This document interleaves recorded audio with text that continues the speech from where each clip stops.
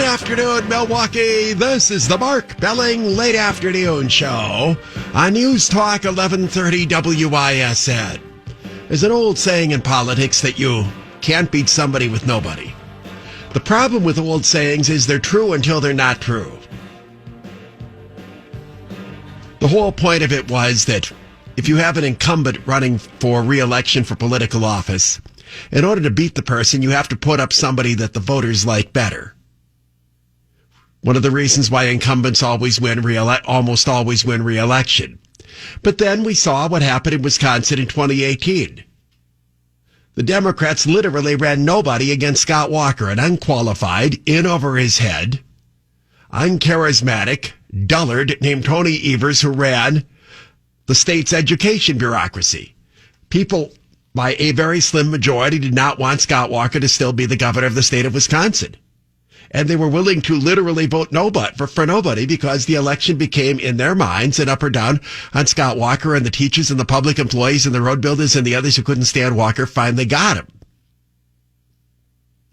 So here we are in 2020. Now, this is live right now. Joe Biden is actually holding a news conference. I can't promise you what you're going to get because we're just going to turn this on live. Turn it on. The basis upon which that decision was made. What scientists had looked at it within the government and outside the government and said this is a useful, safe vaccine to take. And so that's all I'm saying. And that's going to be necessary, I'd respectfully suggest, no matter what I said in this process, because all the polling data shows now is something like only 30-some% of American people say if Trump said it's okay. This is the same guy that said inject bleach. This is the same guy that said, you want to keep hurricanes from getting to the United States, why don't we drop a nuclear weapon on them? I mean, there's a reason why they're not so certain. A quick question on the economy. The Fed today announced that their projections for unemployment are actually going to be lower than expected. In polling, we see time and again that President Trump has an edge over you on the economy. Why do you think that is? Well, because I don't think I've been out of office for 4 years, and they don't, it's a long time, 4 years ago. We actually created more jobs in the last 3 years of our administration than he created in the first 4 years of his administration. We actually had more equitable distribution among middle-class folks and the like. There were fewer people at risk. But I think it's a matter of my being able to communicate my position on jobs and trade and what I would do. And, for example, the World Trade Organization, he loves to batter us around, and we've supported the World Trade Organization, just ruled that his trade policies were illegal. Well, guess what? We went in, 14, 15, 16 times with the WTO, and we won every single time. Now, why should any American remember that? That was, 5, 6, 7, 8 years ago. So part of it is reminding people and laying out for them what my plan for economic recovery is. But if people have questions about the economic fallout from the pandemic now, you have said that you would have acted earlier. What do you say to people who might question how the economic impact could have been different? Even if you acted earlier, the social distancing and the closings would still be in place.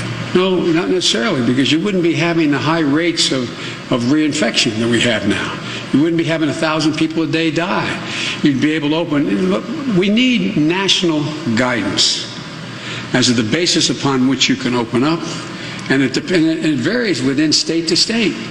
So you may very well be able to open up in a rural area, not a area that is a metropolitan area, or vice versa. That's what we're doing. The degree to which the virus is rampant in that area. We've not said anything out. We've not laid out, this administration has not laid out the criteria. There's no national criteria. What's the national criteria for opening schools? They still don't have one. You need a national criteria.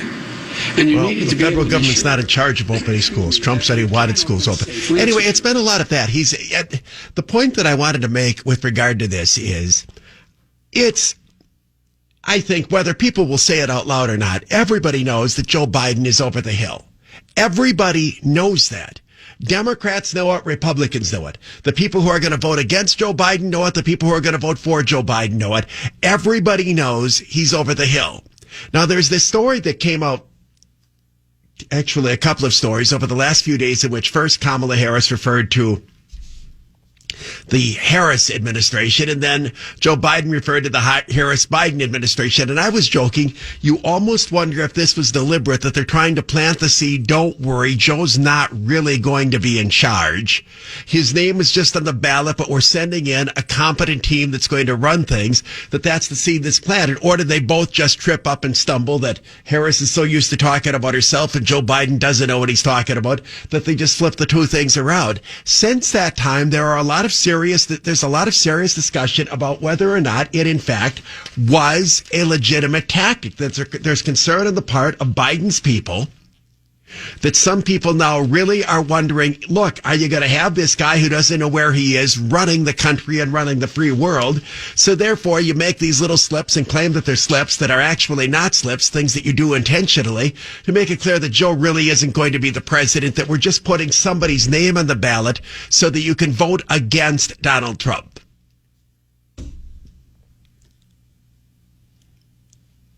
There's got to be something to that. So for people who believe that Biden can't win because Biden's crazy and people are going to see that he's crazy, I don't think you can automatically assume that that's the way it's going to play itself out, because those are the same people who looked at Tony Evers and said, there's no way people are going to choose him to be the governor of the state. Here's what I relate it to. I'm going to use a kind of an analogy to think I'm going to come up with. Football. You'll get this all the time from fads. When they're angry about what direction a team is going in, they say, fire the coach. They ought to fire the coach. They ought to fire the coach. There's some people who actually want to fire Mike Budenholzer because the Bucs didn't do well in the playoffs. Fire the coach, fire the coach, fire the coach, fire the coach. So the Packers had Mike Sherman, fire the coach, fire the coach, fire the coach, fire the coach. When Mike McCarthy was here, fire the coach, fire the coach. They always want to fire the coach. The problem with saying that you want to fire the coach is you haven't answered who you're going to replace the coach with. I think this is one of the things that's changed in politics. We don't look upon these things necessarily as elections in which you decide whether or not you're going to elect someone. We become so negative that we're simply deciding whether or not we're going to throw somebody out. You'll hear, for example, from, it happens with conservatives. I'll never vote for so-and-so again. Or they'll get upset with a Republican legislator. I'm not going to vote for that person again. Well, then the election comes around and the Democrats are putting up a Marxist. What are you going to do? Vote for the Marxist? Well, that's the problem that exists here. If the election is a referendum on Donald Trump, he's got to overcome the fact that there are a lot of people who don't want him to be president of the United States. Now, I'm going to grant you the following. If the Democrats had a compelling, credible candidate that was able to reach into the middle and projected an air of leadership, President Trump would obviously be in grave trouble. Because you wouldn't have to have so many people saying, okay, I know Joe Biden's crazy, I just don't want Donald Trump to be the president. They could say, I'm going to vote for so-and-so. Believe it or not, I think that's what happened in 1992. Bill Clinton had a great Democratic convention. Y'all recall that thing? He and Al and Tipper and Hillary were dancing to Fleetwood Mac when the thing was over, and they all looked young. And here's old man Bush running for re-election, and he looked like an old guy, and he's still talking about World War II, and he was running on having won the Desert Storm, and everybody thought this was yesterday's news, and the baby boomers felt it was their time to have somebody come in. And we all know that Bill Clinton could sell, the guy's a snake oil salesman. He was a very, very effective candidate.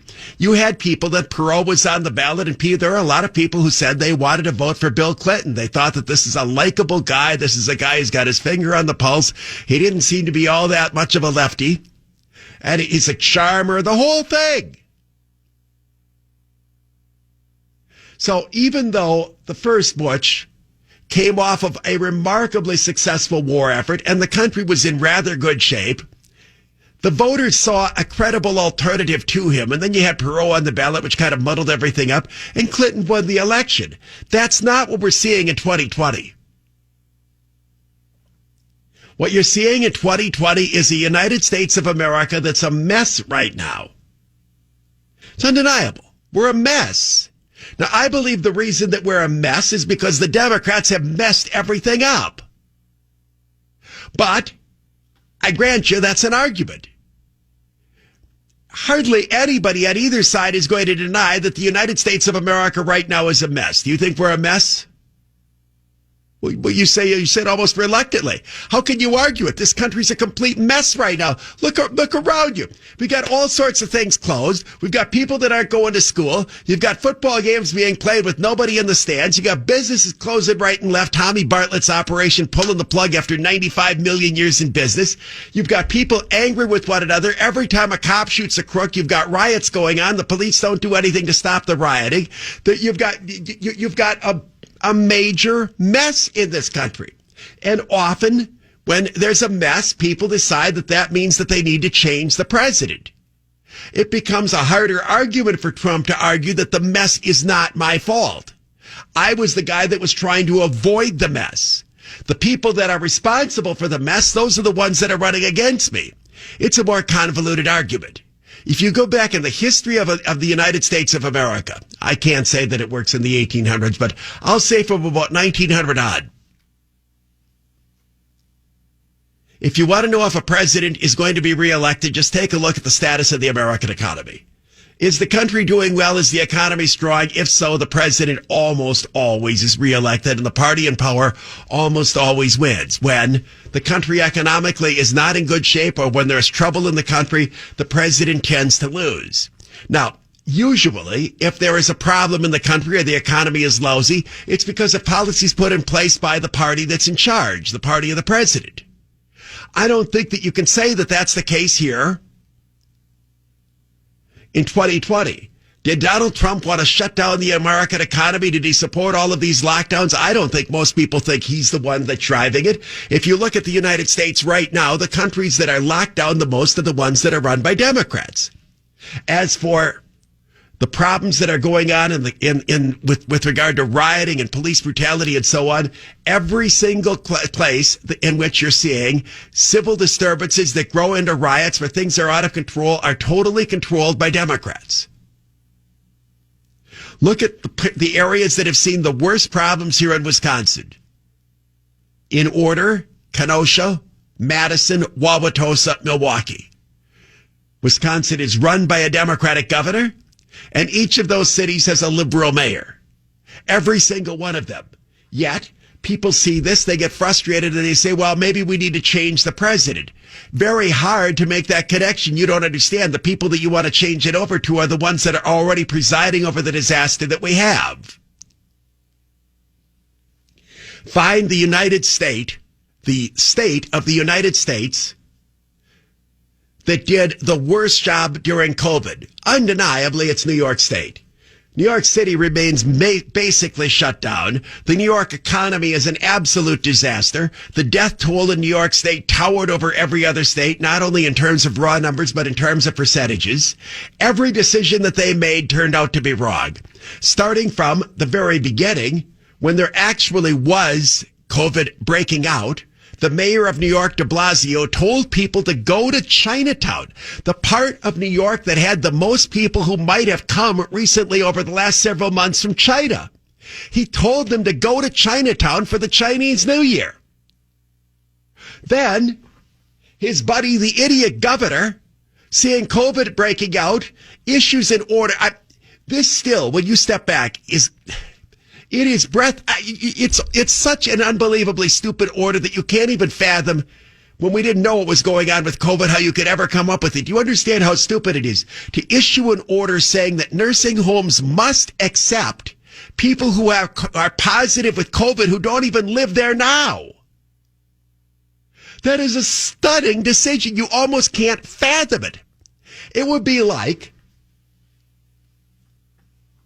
if you had a teacher that was infected with COVID-19, and you ordered a school to hire her and put her in the classroom now. That's what they did in New York. Can you handle anything dumber than that? Now, the people who defend Cuomo on that say, well, we didn't know then what we know about COVID now. You could say that for, if Donald Trump made that comment, nobody would give him any slack on it whatsoever. So you have those two, the combination of those two things, the slowness to react and Sending people to Chinatown, I might also add the never shutting down the mass transit in New York City, which I think, along with the nursing homes, are the areas of the significant outbreaks. And New York City exploded and became ground zero really on the planet, other than maybe Wuhan, for the COVID virus. New York's an entirely Democratic operation. The governor, the state legislature, they're all Democrats. The mayor of New York City, he's a Democrat too.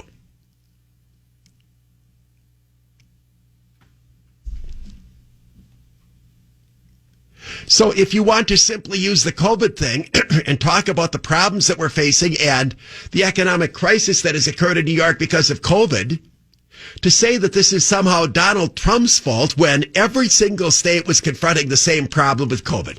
COVID was coming over here from China. We're trying to figure out what to do, but not every state butchered it as badly as New York did. The problem with making that point in the context of a presidential election is, it just took me 10 minutes to make that point. I've talked a lot about how talk radio is a medium in which conservatives thrive. As we've seen, find a successful talk radio host in America, almost always it's a conservative. The reason for this is conservatism is usually, I'm not saying a bad talk show host who's a conservative is going to thrive. But when talk radio thrives, it's almost always a conservative doing it, and there is a reason for it. The longer the format is, my show, of course, 3 hours, plus running over, then minus all the commercials. The longer the format is, the more you have to back up whatever point you're making with all sorts of arguments. The opposite of a radio talk show would be a bumper sticker, 4 or 5 words. Similar to the bumper sticker would be a political ad, 30 seconds of just making some charges.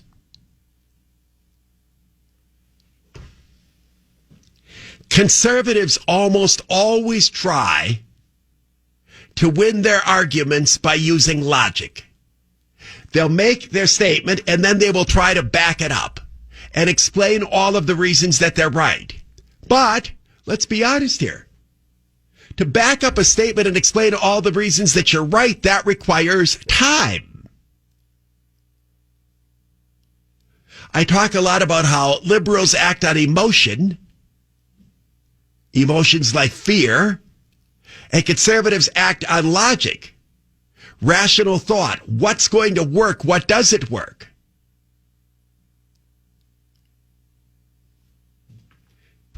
So one of the problems that I think President Trump faces as he runs against a dullard like Biden, who's clearly over the hill and doesn't have a strong grip on things, and Paul was said he was watching all of the press. It was just the same thing. Muttering, you can hardly understand what he says. He goes off and he'll give you a sentence fragment, and then he wanders into another area. He can't connect one part of his thought to another. You heard in the answer over there, somehow the World Trade Organization got included in his answer about why he's not doing as well in the polls on the economic issue. The World Trade Organization. He comes up with these things that are in his head, and he can't hold on to the thought that he has. So people then wonder, how in the world can Joe Biden be in contention to be able to win the election?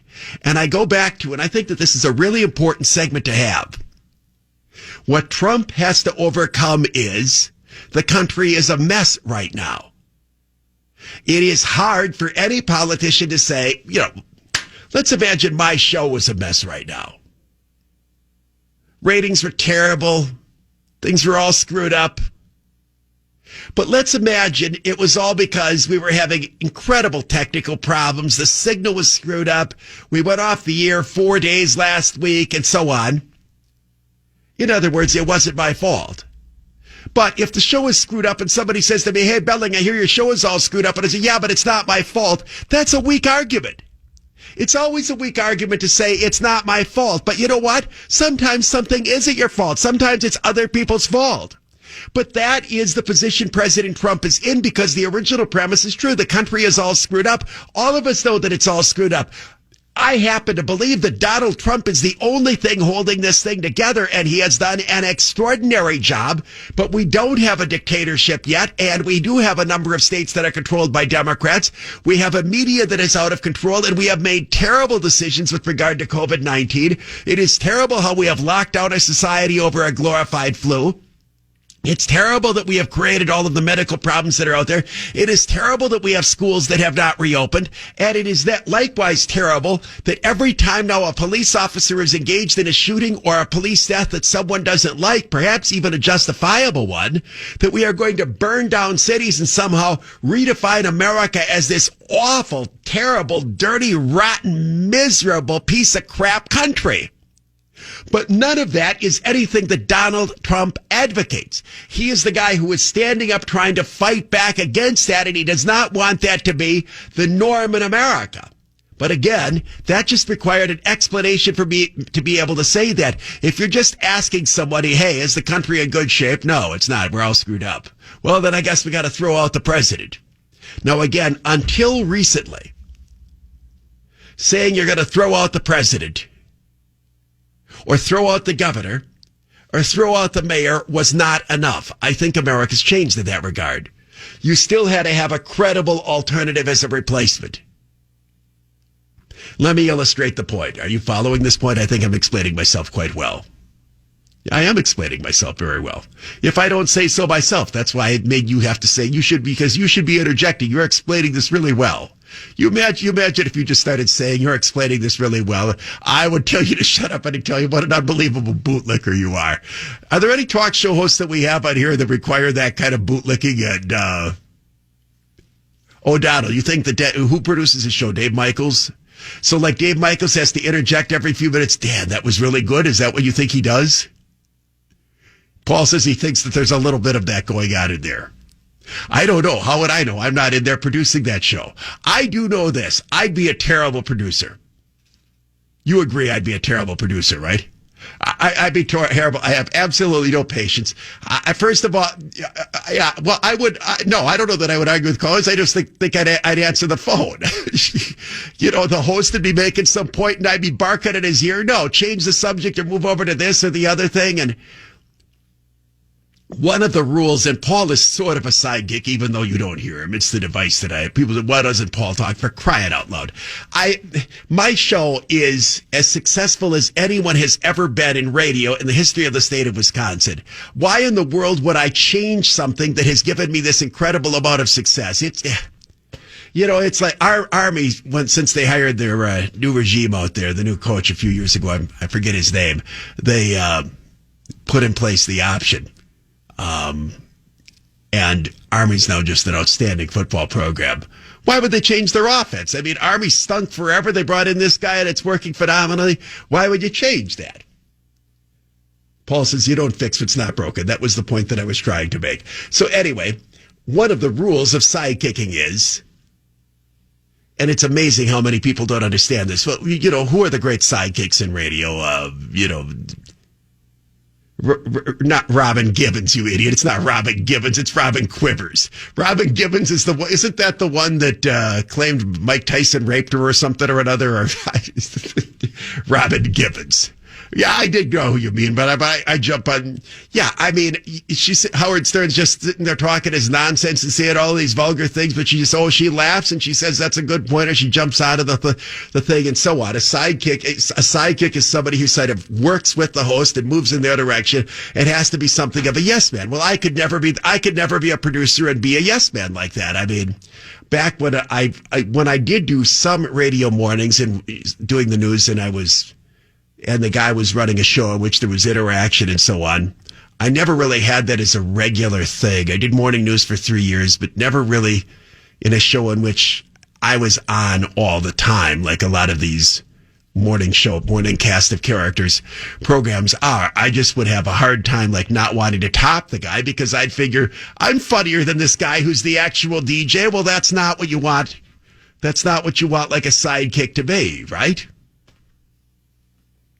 Yeah, Ed McMahon was the ultimate sidekick for television. He knew if Ed McMahon constantly did what Johnny Carson did not want him to do, Johnny Carson would have fired him because that's what the role is. So I could never be, I don't know if we got off onto that, but I could never be a producer like that. No, I was making Paul reinforce that I was explaining this all very, very well. So anyway, let me use the example that I was going to come up with. America was a mess in 1980. By every measure, Jimmy Carter was running for re-election in 1980. 1980 was when I was just getting started covering news and doing radio and so on. And it was an historic, epic year, and I was obviously impressionable and so on. I was working in Michigan.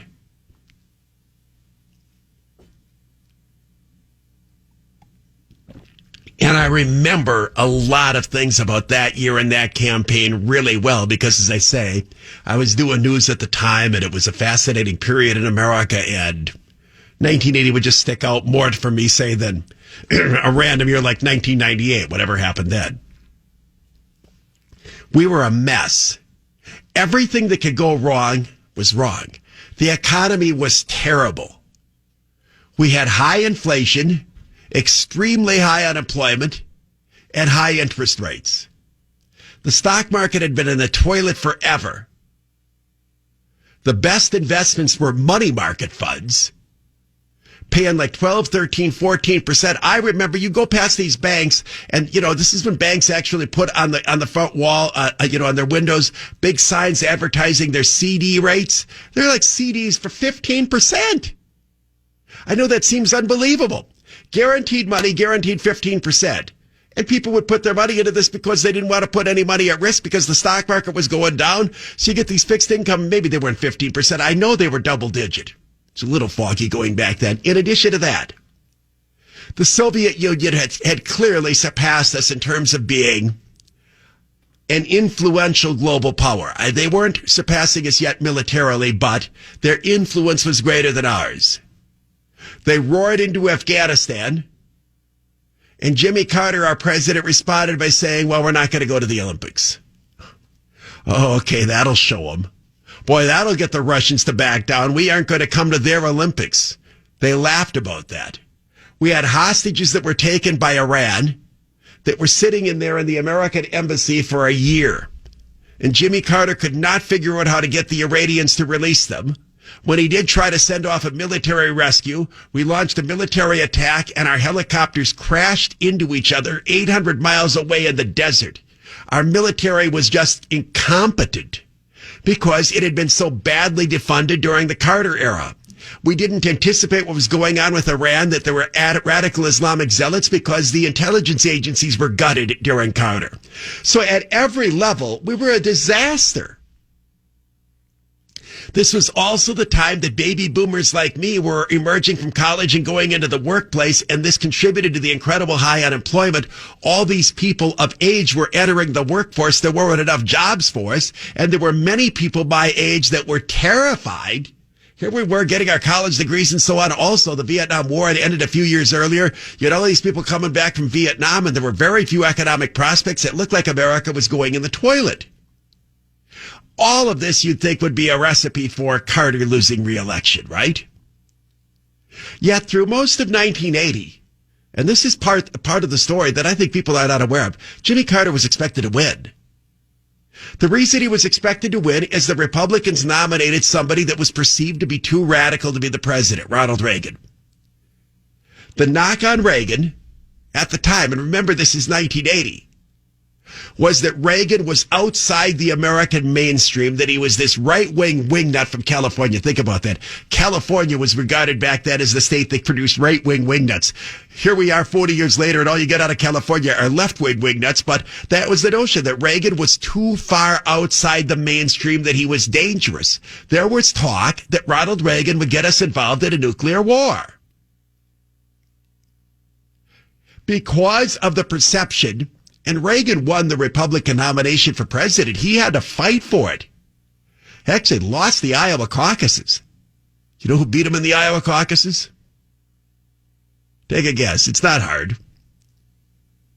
Bush. Old man Bush, who ended up becoming his running mate. Yeah, George H.W. Bush won the Iowa caucuses. Reagan came back a week later and won New Hampshire, and that's what won the election for him. There was the famous debate in which, no, they hated each other. It was George H.W. Bush that came up with voodoo economics describing, well, yeah, they were running against each other. And they were from different wings of the party. Senior Bush was from the establishment, Washington-based wing, and Reagan was this outsider from California who was trying to push the Republican Party in a brand new direction. Anyway, Reagan had to fight for the Republican nomination. There were many Republicans who thought he was too extreme. Plus, there was still bad blood because he challenged Gerald Ford, and back in 1976, Ford beat him for the nomination then, but he was having a hard time uniting the party. So here you came out after the conventions, and even though the country was a mess, it was presumed that Carter would win, and in most of the polls, Carter was ahead the entire time. What happened? Some of you are wondering, why am I walking down memory lane here? Because I'm making a point that relates to 2020.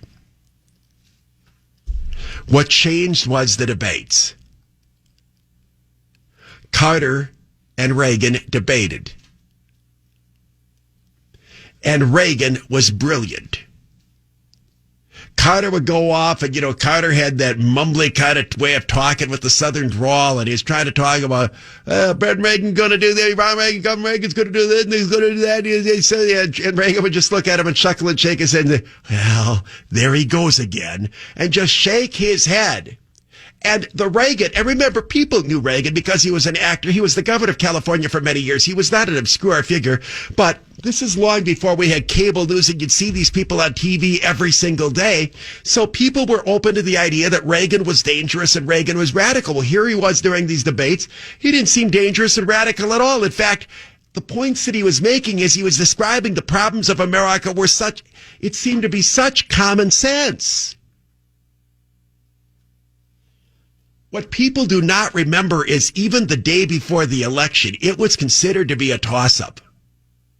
I remember I came into work on it. I remember this because I remember it, and it turned out to be prophetic. The station manager of the station, by the way, he's still there. Guy that I work for is still there. Yeah, well, I'm still here. Don't act too shocked by it. He wasn't 75 or anything, but I know he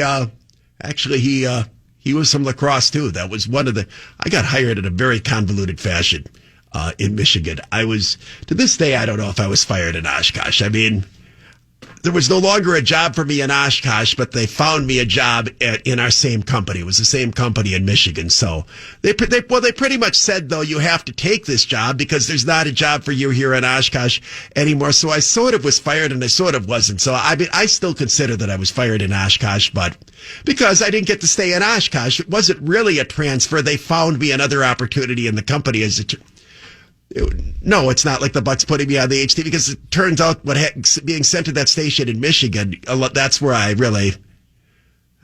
changed my life. I mean, I broke all these stories. The mayor resigned, the city manager resigned. I broke all this stuff, and it was in the middle of, just a lot of stuff. And from there, I got to Springfield. Anyway, the guy that I worked for said to me that morning when I came in, he shook his head, and I could tell he was almost like he couldn't believe he did what he did. He said, "You won't believe this. I voted for Reagan." I thought, wow. In other words, this guy, he's a moderate. And what happened all over America was people who put it off until the last minute, the decision, they all broke for Reagan. And the polls backed that up. The people who decided in the 48 to 72 hours before the election overwhelmingly went for Reagan. What happened was this. Going back to the point that I make of you can't beat somebody with nobody. For the longest time, there was fear that as bad as things are with Carter, Reagan was not up to the job. Reagan was able to pass the smell test. Once people realized that this is somebody, this can be our president and he might be pretty good, that's when Carter lost. Had Reagan not performed so well during the debates, perhaps despite the fact that our country was a total mess, Jimmy Carter might have been reelected. And that's the way it's been in America for almost every position you can think of forever and ever and ever and ever. Elections are not normally referendums just on the incumbent. They often have to, there's still a face-to-face. The incumbent generally in America gets the benefit of the doubt. You take a look at all these members of Congress that have been in there forever. People all say they hate Congress, but members of Congress almost always get reelected. Incumbents, mayors of local cities, mayors tend to win, not always, but they win re-election more often than not. Governors, they win re-election more often than not. Look at the history here in Wisconsin. Scott Walker is the first incumbent to lose in a long, long time. Tommy Thompson won 4 elections in a row. Jim Doyle won 2 elections in a row. And remember, Scott Walker himself won after he won 2 more after that. Scott Walker won 3 elections, counting the recall. He won when he won the first time in 2010. Doyle didn't run for re-election. Then he won the recall, and then he won in 2014, and he almost won in 2018. Very close loss to Tony Evers. The reason for this is when before voters decide to make a change, they do what I encourage people to do with football coaches. You don't just fire the coach because you don't like him. You have to find somebody that you know is going to be better. I believe, and this is the point of this entire thing, that attitude has changed in America. That we're now just willing to throw people out without even considering the consequences, without even considering the alternative. Here's the other reason I believe that. Look at the number of Democrats that have just out and out embraced socialism. The long history of socialism, Marxism, and even communism of being a disaster. A lot of these Democrats have decided, well, capitalism isn't for them. I'm not making enough money. The rich are getting this, that, and the other thing. Just grab something else because it's something else. You have Democrats in the United States who don't want to have any police. They think that the police are out to get African Americans. They don't like cops over this, that, and the other thing. So they'll grab anarchy. Now, how do you make the case that anarchy makes more sense than law and order? You can't win that argument, but they're not happy with law and order. They just want to change something. So instead of being able to make the case that the alternative is better, hey, let's just change. So that's what I think President Trump is confronting. And why the obvious seemingly disqualification of Biden of being incapable of being the president of the United States is not in and of itself a guarantee that Trump is going to win. Now, I'm not saying Trump's going to lose. I've been predicting Trump is going to win all along, but I'm very, very fearful of the fraud component, particularly because of the mail-in ballots. What I am saying is that there's been a change in America, and I blame the change on this. Why have we changed over from a country that essentially required you to have an alternative to defeat an incumbent to people just deciding they want to throw the incumbent out? And I think that is where the news media has come in.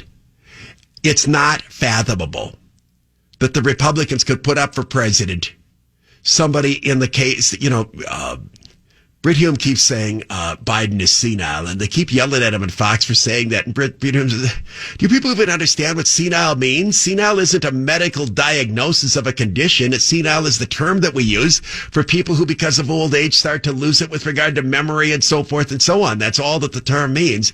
In any event, let's imagine that the Republicans were putting up for president somebody in the exact same state that Biden was in and talked the same way and forgot things and had to read everything off a teleprompter and so on. Never mind if it was Trump.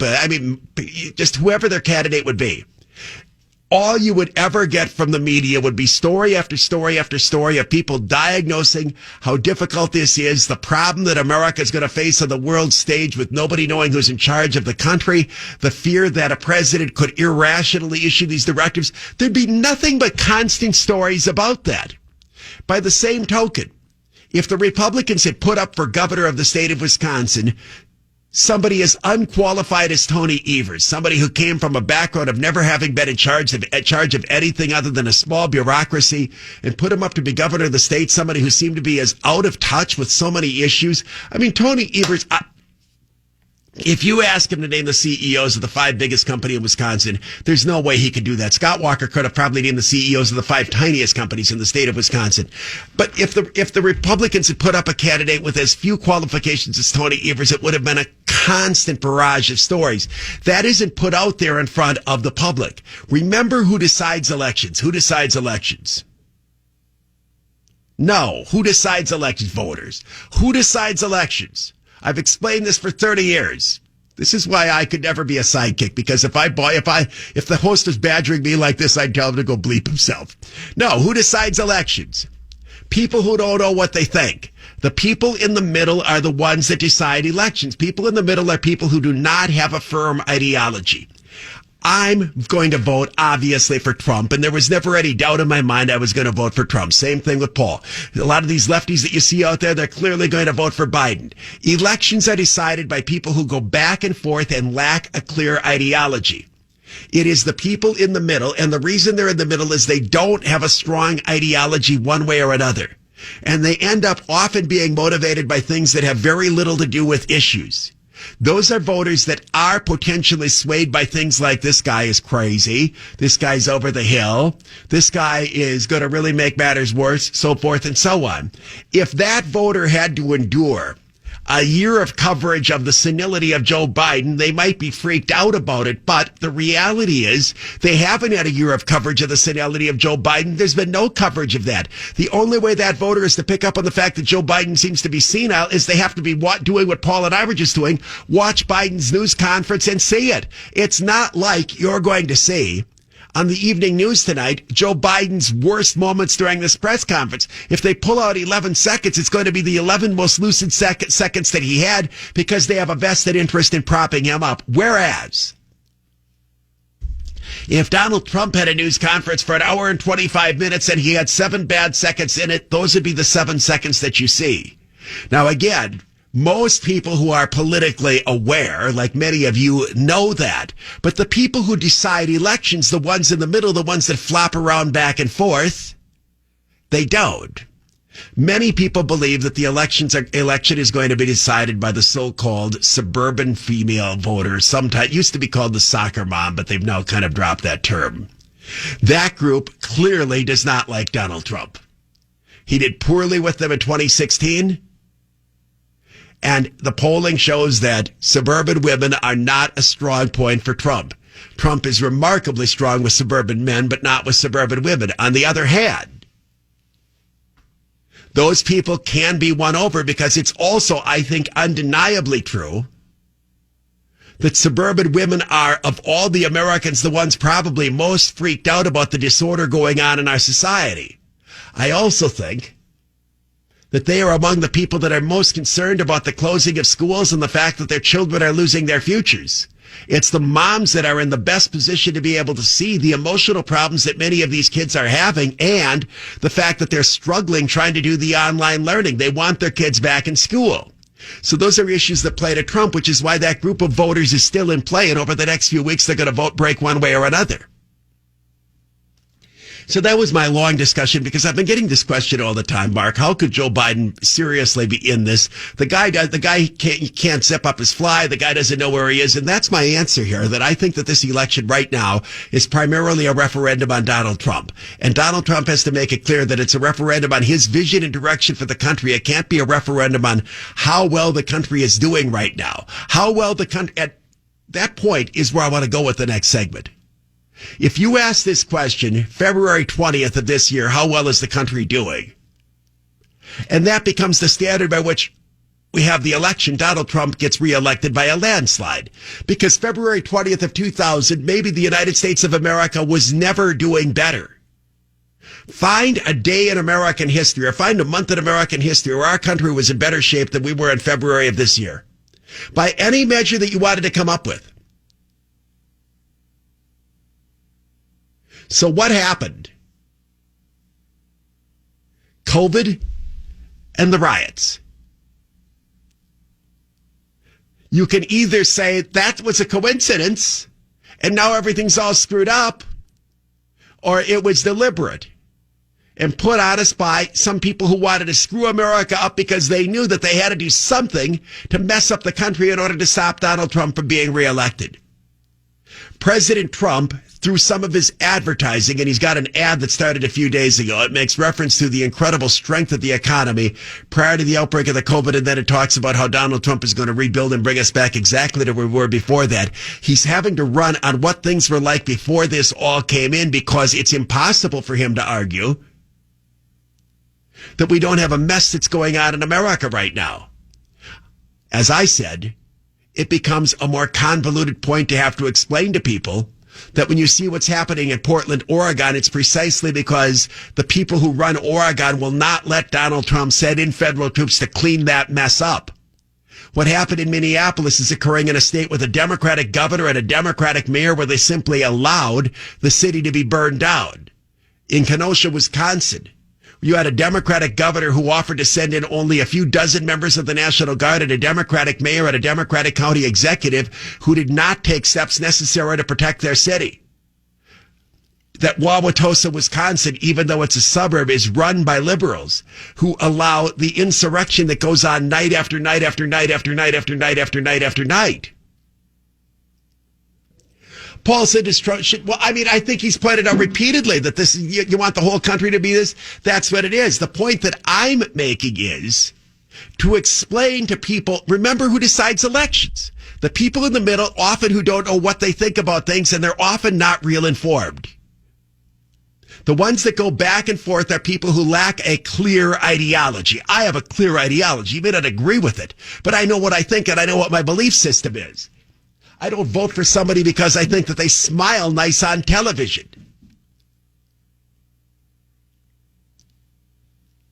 Those people may not be fully aware that just about every part of the country that has suffered with regard to insurrection, that has suffered with regard to rioting, that has suffered because of COVID, is controlled by a Democrat. And if President Trump had his way, things would be much better in those communities. And as I said, they may not be aware of it because it takes some time to explain it. Whereas Conway's gone into the tank. Takes 2 seconds to claim. 11:30 WISN. Mark Belling, late afternoon show. One of these days, I'm going to hear a podcast that I actually want to listen to. Except here's the thing, though, Paul. If somebody is doing a podcast that somebody wanted to listen to, they wouldn't have to be doing a podcast. They'd be doing something where you'd be paid to do it, right? I mean, well, why wouldn't anybody? You know, it's like when Facebook came out, everybody could post things. Well, podcasting now allows anybody can podcast. You literally I love this. Bill Clinton is going to podcast. Bill Clinton's going to podcast, but that's just a threat. That will never happen. You know that's never going to happen. Bill Clinton he and Joe Biden are walking down the same making the same wrong turns on memory lane right now. Yeah, Bill Clinton just better hope that what's her name, Ghislaine Maxwell, doesn't bring out that date book and explain to everybody that Jeffrey Epstein was hanging around with. Anyway. There's a story on Bloomberg today, and again, Bloomberg is behind a paywall, and I get, well, you should post this, you should post that. A lot of the things behind paywalls don't work for posting, or they have a thing where you can post like 3 free articles. You could, go to the site, 3 free articles a month or whatever, and then you get behind it. And I get where that's coming from. I don't understand why anybody who puts anything up on the internet does it for free. And so I get that. Anyway, Bloomberg has a very interesting story in which they've gone back and they've taken a look at the economic data before and after COVID broke out. And while this wasn't the overall point of the article, the point was they're making the case that the American economy at the beginning of 2020 was in the strongest condition in the history of the nation.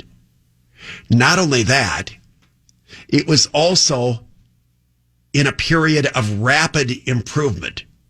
Now, when Biden was doing his press conference, he was trying to quarrel with that, claiming that a lot of that started to happen when he and Obama were in there.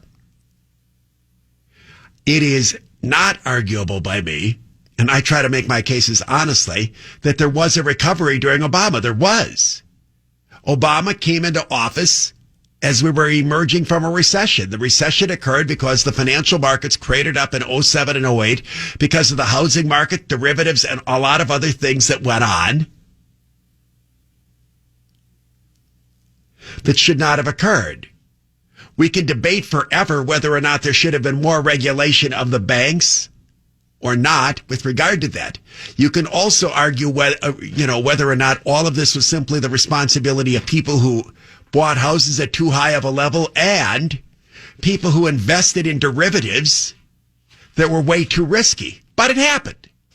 The economy kind of cratered. We had the Great Recession in 07 and 08. Obama got lucky enough to come in, and we started to recover by 08. Obama came in, and there was recovery, and he had a Federal Reserve that took interest rates down ultra low, which made all assets very attractive. There's an old investor. I'm trying to remember who it was. There's a show that used to be on public TV a million years ago called Wall Street Week. I used to watch that show. Louis Rukeyser did it. Long dead. But that was in the era. This is like we barely had any cable TV. There were only 3 or 4 channels on your TV. And it was about the only thing that covered, the financial markets every week. It was always on Friday nights, I think 7:30. I started watching it when I was doing morning news in Springfield. You know why I started watching it when I was doing morning news in Springfield? No, not so it helped me with my news for the day, because when I was doing morning news in Springfield, I was working 6 days a week, which back in those days in radio, that was common. When you got started, did you ever have to do a 6-day-a-week job? No, well, but that's, I guess Paul's referring to these weekend shows, but that's a different part of your job, I guess what I was saying. I meant like an on-air shift where people would be on the air for 6 days. Yeah, that was a lot of jobs in radio back at the time. So I worked Saturday mornings, and I was done by noon, but I would work Saturday mornings, and that meant that I had to get up at 3:15 in the morning. So I didn't go out on Friday nights. I mean, much less now, not even then would I be capable of going out until 1 and getting up at 3. I couldn't do it. So I'd stay home and I'd turn on TV, and that's how I stumbled onto Wall Street Week. Anyway, there was a guest that was on the show. It was an old guy. I think there's probably like 5 people out there who actually remember this. I think it was John Templeton who started the Templeton Funds. But if it wasn't, it was another one of those old sages, like Greenspan or one of those old guys who talk about money. And he talked about the best time to, his argument was buy low and sell high. And the best time to buy stocks is when they're on sale. They're on sale when they've gone down for a long, long time and things are now cheap. That's the whole concept of value investing. And that's what happened to the American economy. When Obama came in, housing had been depressed. There were all of these foreclosures. The stock market cratered. 07 and 08 were terrible in the financial markets. Everything kind of went to hell. And the Federal Reserve took interest rates way, way, way down. And as I argued at the time, much to the chagrin of many conservatives who said, no, the market's going to do terrible under Obama's, look, housing can't go any lower. What? You can buy a lake house for free? Give me a break. It's not going to happen. Furthermore, that was when the, mortgage rates went from like 9 down to like 4 for the first time. The same thing happened in the stock market. When money market funds and fixed rate investments were paying nothing, people had to go into the stock market, and the stock market had significantly corrected. What didn't happen during Obama, this is finally getting to my point. What did not happen to Obama is the Main Street economy never improved. What happened during Obama is the investment economy improved. If you owned or bought assets during Obama, what do I mean by assets? Real estate, and I don't mean just one house. 40, 15 strip malls, high rises, or stocks. And I don't mean somebody putting $50 a month in their IRA. Tens of thousands into the stock market or the bond market, which exploded for a 10-year period during that time because interest rates went down. Remember, bonds go up when interest rates go down. They react inversely because the value of the bond becomes more valuable as newer bonds have a lower interest rate than the one that you already hold. Those are the people that thrived under Obama. Under Obama, the rich did get richer. But the poor got poorer and the middle class lost ground, as I was arguing in yesterday's program, because Obama did nothing for the Main Street economy. He did nothing for people who were trying to get a small business started in the United States. He did nothing to create wage growth. He did nothing to try to get companies to expand in the United States. Many of these corporations whose stock prices exploded were multinationals who were doing spectacular as they were doing international business and doing their manufacturing in China and so on. Fast forward to Trump coming in. It was when President Trump came in and he deregulated the economy and we lowered corporate taxes for the purposes of trying to get companies to bring capital that they had overseas back home. The combination of those two things created an economic explosion in this country. If you're a corporation, you could be Apple, whatever giant one it is. Let's imagine you got, I'll just grab a number, $5 billion stashed in a foreign bank account. And you don't want to bring it to the United States because you got to pay 35% taxes on it when you bring it here. You don't want to give up 35% of $5 billion. Suddenly you're going to pay a lot less to the federal government. You bring it home. And when you bring it home, you're not going to sit there. That company isn't going to sit there and stare at it. That means they're going to invest it in the United States. And that's what occurred for the first 3 years of Trump's presidency. And because all this expansion was going on in our country, there was a desperate need for more workers. And we saw this worker shortage, which finally resulted in wage growth. And Trump understood that we couldn't allow our supply chain to be totally controlled by China. And he busted that thing up. And suddenly you had manufacturers that were going to start manufacturing again in the United States. Combine that with the fact that the president said, hey, go for it with regard to fracking. Oil production exploded. And we had the greatest economy of all time. Now, let me quote one paragraph from the Bloomberg story today. Median inflation-adjusted household income. What does inflation-adjusted mean? Let's imagine inflation's 3%. If your household income goes up 3%, that just means you treaded water. Inflation-adjusted means the increase in household income above the rate of inflation. Median inflation-adjusted household income increased 6.8% last year to $68,703, among the fastest gains on record, as more Americans got jobs and wages rose, according to annual data released Tuesday by the U.S. Census Bureau. The poverty rate fell by 1.3 percentage points to 10.5%, the lowest in data back to 1959 and the fifth straight decline. What happened under Trump was we didn't just have the rich get richer expansion of the economy where assets exploded. Trump's economy translated to the little guy. Wage growth improved. There became a shortage of jobs, meaning the companies had to compete for workers. This is because what Trump did by bringing capital back home is he created a reason for companies to invest in the United States. And by deregulating the economy, a lot of companies were willing to engage in new enterprises that in the past were simply too costly, in which the regulations were too hard to comply with. Instead of having to fill out 852 reports to do something, you filled out a paragraph and you could move forward. All of that happened. I shudder to imagine how big of a mess we would be in right now in the United States if COVID didn't occur with such a strong economy in place. The reason we haven't fallen apart economically is because we started with unbelievable strength. Without getting conspiratorial, I think you can make the case that in February of 2020, things were never better in the United States of America for African Americans. For all the talk about institutional racism and systemic racism and so on, you are seeing more blacks move out of poverty and move into the middle class than at any point in American history. The African American unemployment rate in February of 2020 was the lowest in American history. In addition to that, because of President Trump, you were seeing more African-American children having the opportunity to get out of piece of crap public schools and get into private schools where they were thriving. If COVID was nothing more than China creates a virus, get it over to the United States because we got to do something to screw up Donald Trump because America's doing strong, it was the most brilliant thing they've ever done. Now, maybe that's not what happened.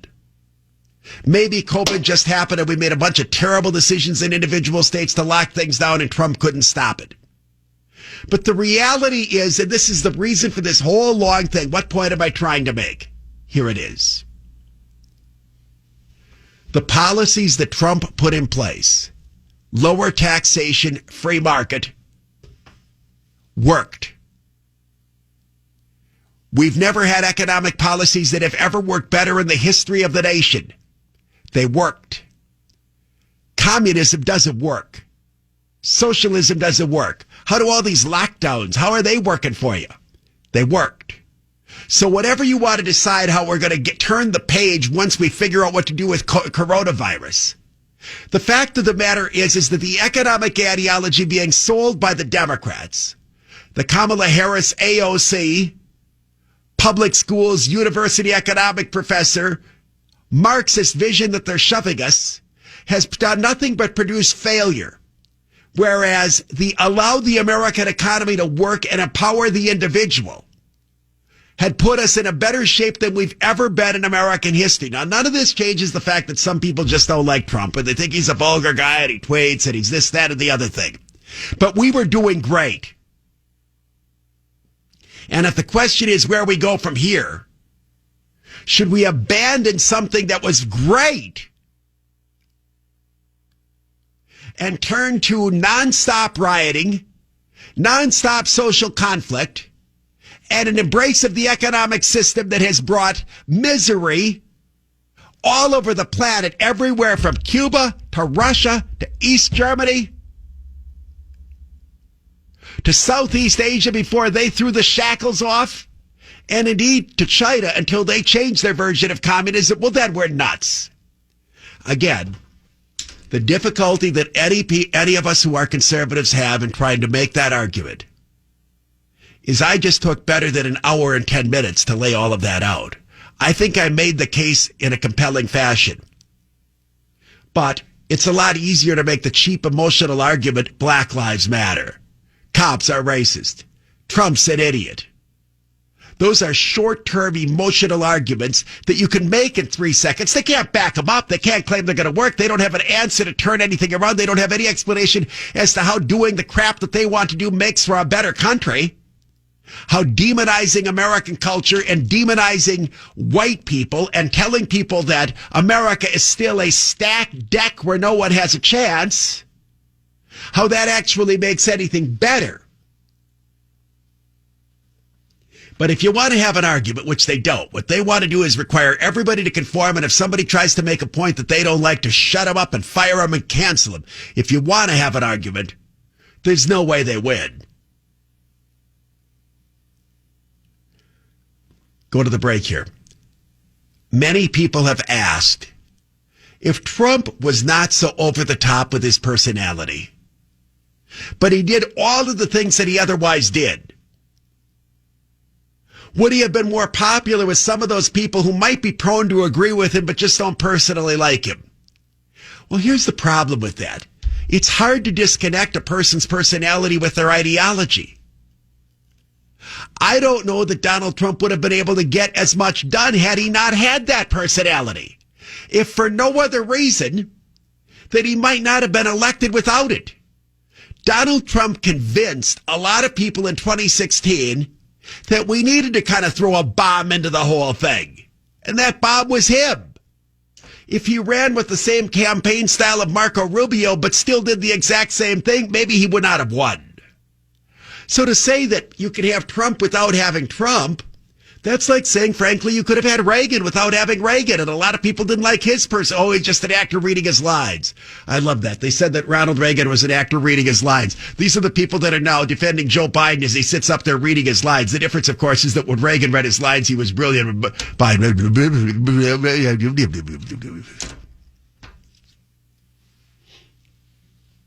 I know, but it says scroll ahead. Biden reads scroll ahead. Well, that's because he's concentrating so hard not to screw it up. I mean, we all know it's any of us who've had older relatives. We know what's happening with Joe Biden. He's losing it, and he's probably on medication that they give people like that to keep them sharp and all of that stuff. And that stuff all has side effects. And, you know, it brings you up and then you crash when it comes down. And that's what's going on with him.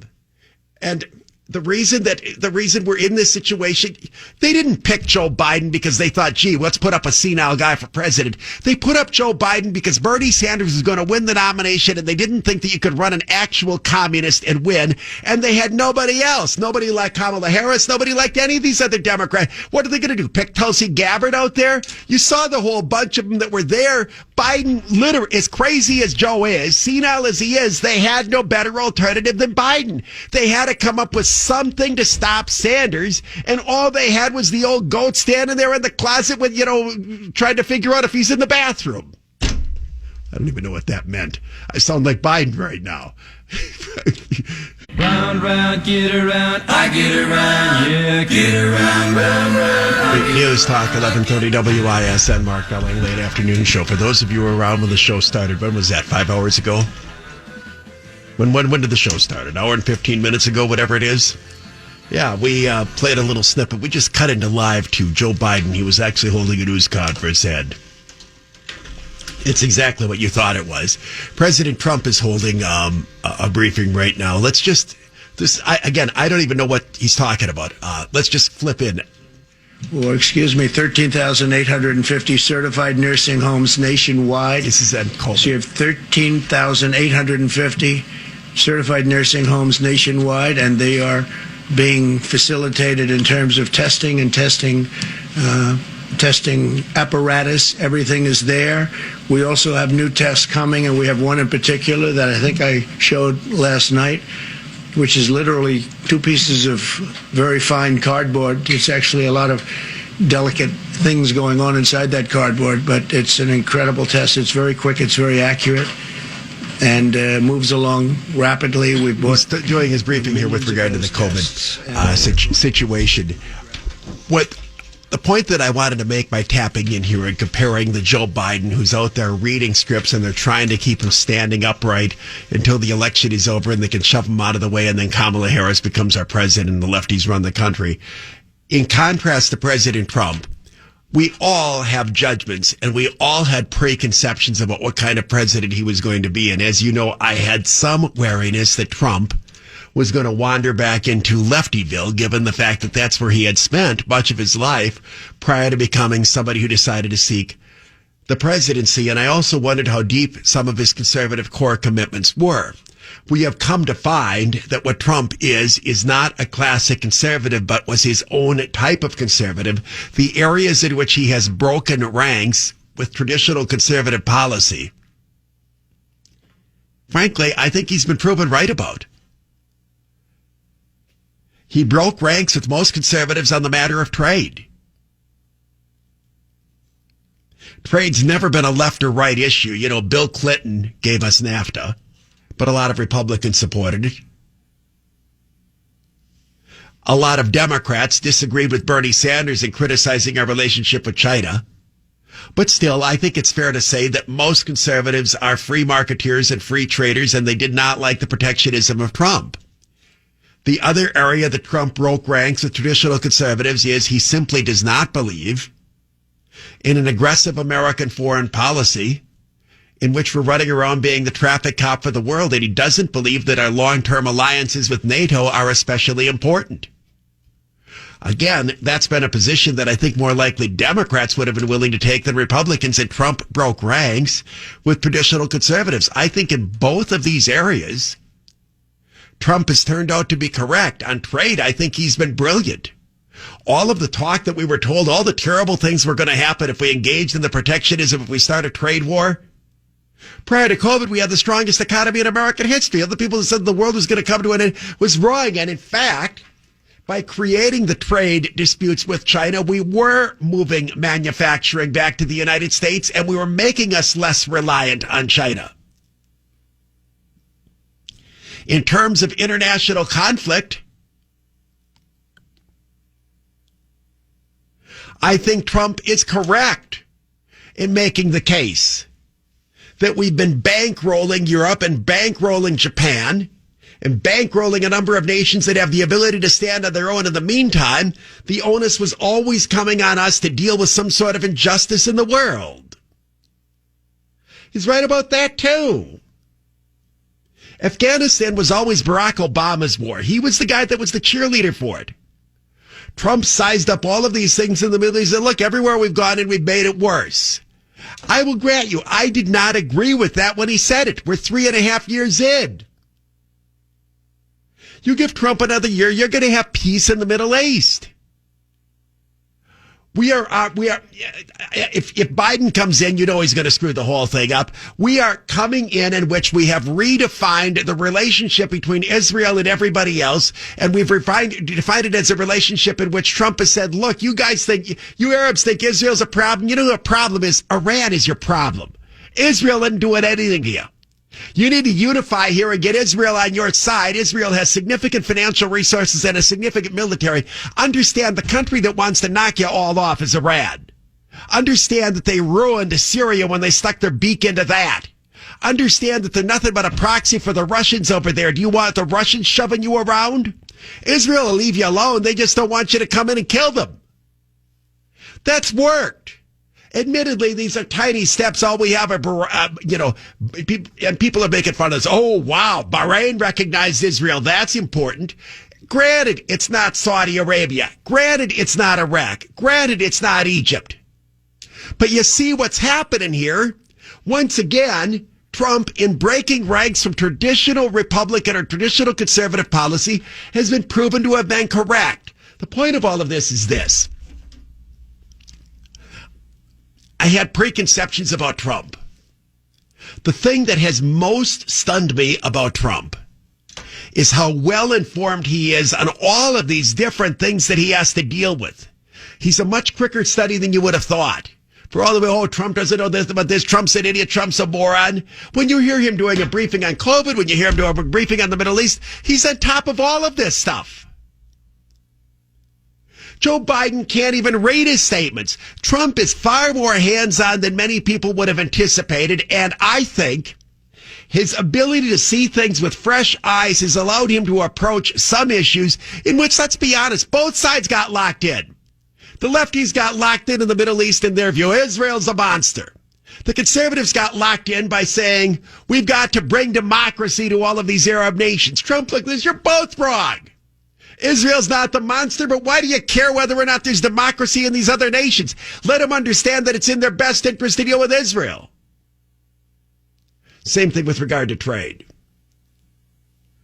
To come up with that judgment, though, means that I had to at least acknowledge that a couple of the things I perceived about Trump were wrong. The people who won't acknowledge any of the rest of it, they're just locked in. They can't admit that they're wrong and they don't like Trump, so therefore they're going to pretend that none of this is actually happening. Just as they look the other way and try to pretend that Joe Biden isn't off his rocker. 431. News Talk 1130 WISN. Standing up for Milwaukee, this is the Mark Belling Late Afternoon Show on News Talk 1130 WISN. In a moment, I'm going to get into this is a story out there that I think is very revealing. And it's revealing beyond just the area that it's in. And that's the Big Ten's decision to resume football. That story is way bigger than football and way bigger than the Big Ten. So I'm going to dive into that in a moment. But before we get to that, I want to share with you an interesting story involving someone named Li Meng-yan. Chinese scientist. Dr. Li was on the Tucker Carlson program night before last. Might have been last night. And referring to a paper in which she said that by tracking the genome sequence of COVID-19, the genome sequence it's like the DNA footprint of the virus. Tracking it indicates that it was probably created intentionally in the Wuhan lab. Now, in and of itself, that's not damning. I believe the great likelihood is that the Chinese create a lot of viruses in those labs for the purposes of researching how to fight off viruses. Many people have argued that the Wuhan lab, in fact, is very good and does groundbreaking medical research. Li Mingyan is claiming, however, that not only was the virus intentionally created, which I think probably is likely that it was intentionally created, and then it somehow got out of that lab. Li Mingyan said, yeah, it got out of that lab. It got out of the lab intentionally. Now, maybe that's a reach. Would the Chinese create a virus, let it escape from their lab, knowing that it's going to infect a lot of Chinese just for the purpose of getting that virus to the United States and the rest of the world? Maybe it's far-fetched, maybe it's not. We do know that shortly after it occurred, the Chinese suddenly claimed within a matter of weeks that they had everything under control in China. This virus that somehow started in China, an unbelievably densely populated nation with numerous cities of over 1 million, with all sorts of multifamily housing, high-rises, and so on, that they could get that under control in their country, but somehow it managed to spread to the entire rest of the world and run rampant. That seems far-fetched, too. What seems to be likelier is that all sorts of people in China got infected with this virus, and China kind of yawned about it because they realized the virus was not that serious except for old people. Now, how would they know that? Well, maybe they would know that if they invented the virus. They would have known exactly what it was capable of and what it wasn't capable of. The whole problem, in my opinion, of the world's reaction was we never got past those original predictions that this was going to kill all sorts of people and that healthy people were at risk. When that Imperial College model came out, we never, ever came back. Once we found out that was a load of crap, we didn't change any of our response. If we would have known from the beginning that people who are very sick to begin with are in trouble on the basis of this, but other people might get a sore throat and sniffle, that you're going to get a number of people who go to the hospital, but it's not going to overwhelm any system. We would have done nothing, but we never got past that. But China, we haven't seen Chinese people dropping over like flies right and left. We don't see indications that China is out of control with people sick, because probably what's happening in China is the same thing that's happening in the United States, except they're not tested anyway. A lot of people have gotten this and they don't even know that they have it. Anyway, Li Mingyan is claiming, based on her tracking of the genome sequence of COVID-19, is that it was deliberately created in the lab and that China deliberately let it out. And she's an esteemed scientist, and she's written a paper on this, and Tucker Carlson had her on the program last night. Within the last 24 hours, her Twitter account was suspended.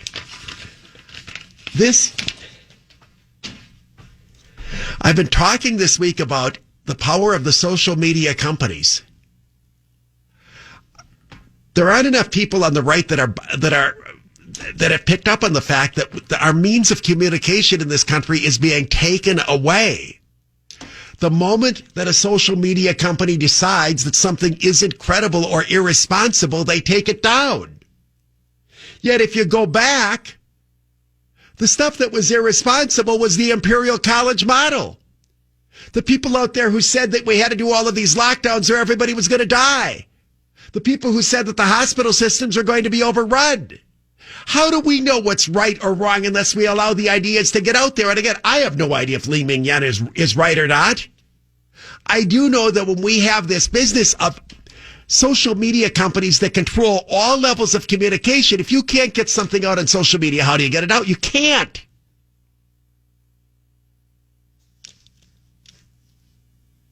It combines with the speech codes that are being put in place across the United States that are ending the careers of people who say things that offend someone else. The Spanish language broadcaster for the Carolina Panthers is claiming he was fired because he's a supporter of President Trump. Again, I don't know if that's the case or if there's more to it than that, but that's what he's claiming. Now we have the case of a guy named Dan McNeil. This one's, I have a vested interest in staying on top of what you can and can't say on the radio in terms of what's going to get you fired and what isn't. If anybody is a target, it's me. If there's anybody that they're laying for, it's me.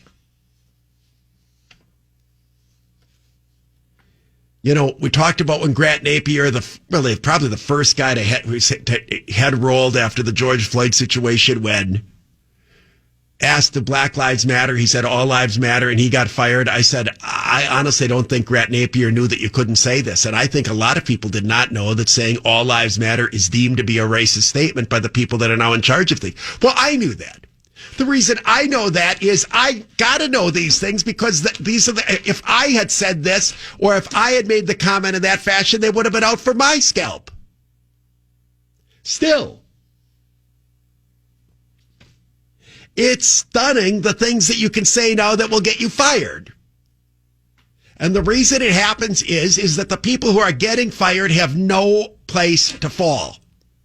Nobody takes up their cause.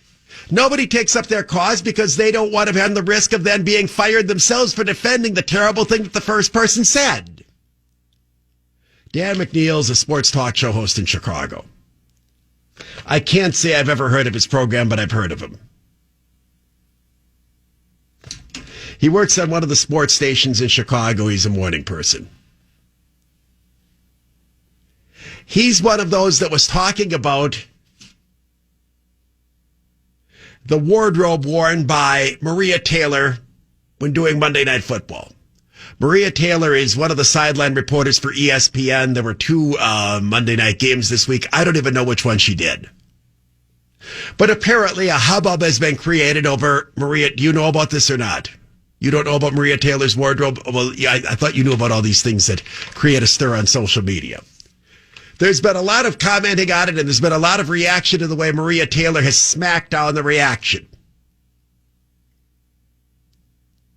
She was apparently dressed somewhat provocatively. Now, this wouldn't be the first time some old goat sports talk show host for ESPN criticized somebody for looking too good. Tony Kornheiser, like 15 years ago, got all over Hannah Storm for wearing skirts that he thought were too short. I don't understand why any guy is objecting to a woman dressing in an attractive fashion, but that's what some of these sports dorks are doing, and I suspect what it's all about is you've got some jealousy on the part of some broken down fat white male who sees some attractive woman having a better job in sports broadcasting than they have, and they probably don't like the fact that the attractive woman is out there doing that job and the fat white male is stuck behind a radio microphone, and there may be some jealousy to it, but without regard, he said what I'm going to tell you he said. So he's complaining about the fact that Maria Taylor was dressed provocatively while being a sideline reporter and said,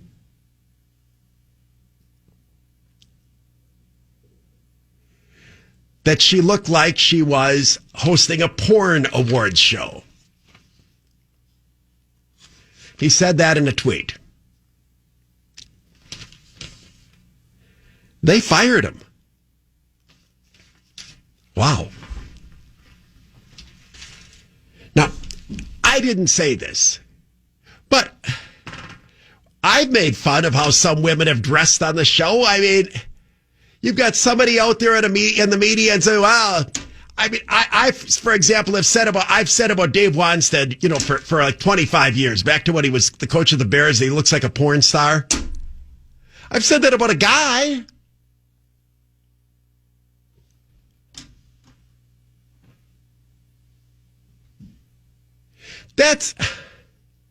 It's a comment on the risqueness of her dress, which you may agree with or you may disagree with, or you might even be offended by. That got him fired. Maria Taylor's African-American, Dan McNeil is white. Did that have something? I don't know. But like I said, McNeil is going to have nowhere to land. No other sports talk show host is going to defend him. Nobody else, you know, none of the listeners are going to defend him because none of them want to be lumped in now into the category of what you say. You know, if McNeil's statement is so terribly offensive, if you defend it, now you're in danger of being fired yourself. The people who gave us I mean, you take a look at what some comedians have gotten away with saying forever. You can't even talk anymore.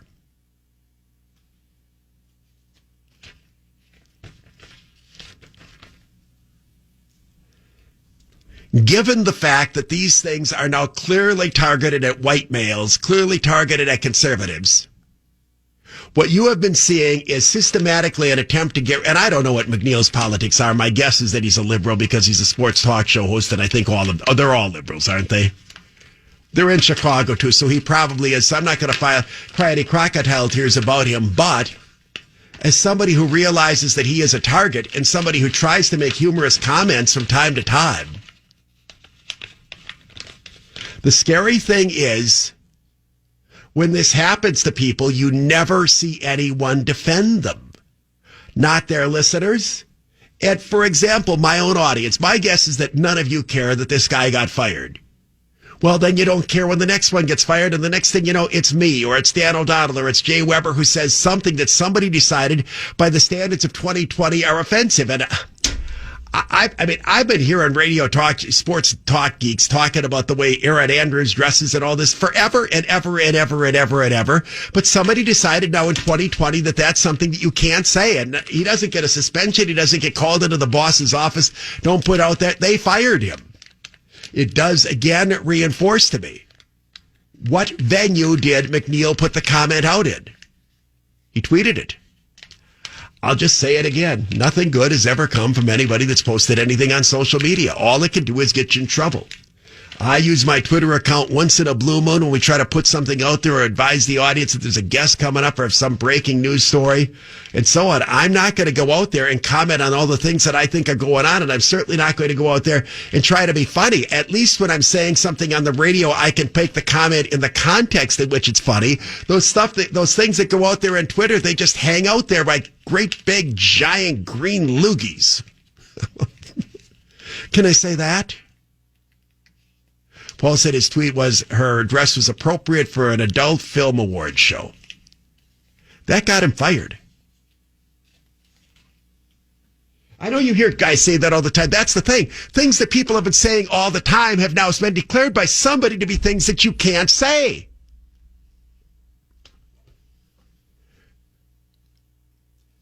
Well, can't talk about how women dress now. You can't talk about anything if you're a white male, evidently. And as they say, this is all happening, this witch hunting, this cancel culture with barely any dissent. And I understand why there's barely any dissent. Nobody wants to be caught up in the thing themselves by defending the thing that got the guy fired in the first place. And until it's somebody that you care about, what do you care? It's telling, I think, that not a single NBA broadcaster had the back of Grant Napier, even though he did the Sacramento Kings games for 37 years. Nobody else stood up and said, cut the guy some slack. I don't know if any of the Kings fans did it. Nobody. So if Jim Paskey had done it, I'm guessing he would have been fired. If Ted Davis would have done it, I'm guessing he would have been fired. Bob Uecker said it on the radio. When after all of his years, he'd be fired. Nobody is safe anymore. Once someone, whoever that someone is, decides something is offensive, you don't get yelled at, you don't get suspended, your career is done. Can't laugh about anyone anymore. So, if a woman dresses provocatively, you can't comment on that one way or another. What can you comment on? Now, if some white sideline reporter was out there, some fat guy, and his shirt was on too tight, there would be nobody who would be bothered at all if somebody said, look at that guy. He looks like an idiot with the tight shirt on. Mostly because no men would be offended if you made fun of a guy for dressing like a dope. But again, this was deemed to be sexist. And the fact that Maria Taylor is African-American and the fact that she made a big show of, however it was that she dressed. And again, I didn't see her during that game. I watched some of both of those Monday night games, but I only picked up on the fact that this became like a thing after the fact that all sorts of people were commenting on it. One other final point about this. These things that are so-called going viral on social media, apparently everybody in America seemed to be tweeting about what Maria Taylor was wearing. But everybody in America isn't somebody that has an important job. When Dan McNeil does it, he's done. If some guy who's in sales for such and such a company does it, nobody cares. So the statement is deemed offensive depending on who you are when you say it, which of course is wrong. If the statement's offensive, the statement's offensive. If the statement can get Dan McNeil fired, it should get anybody who makes the statement fired, right? But that's, again, not the way it works. Which is how some individuals on the left can make unbelievably vile comments just labeling police officers murderers.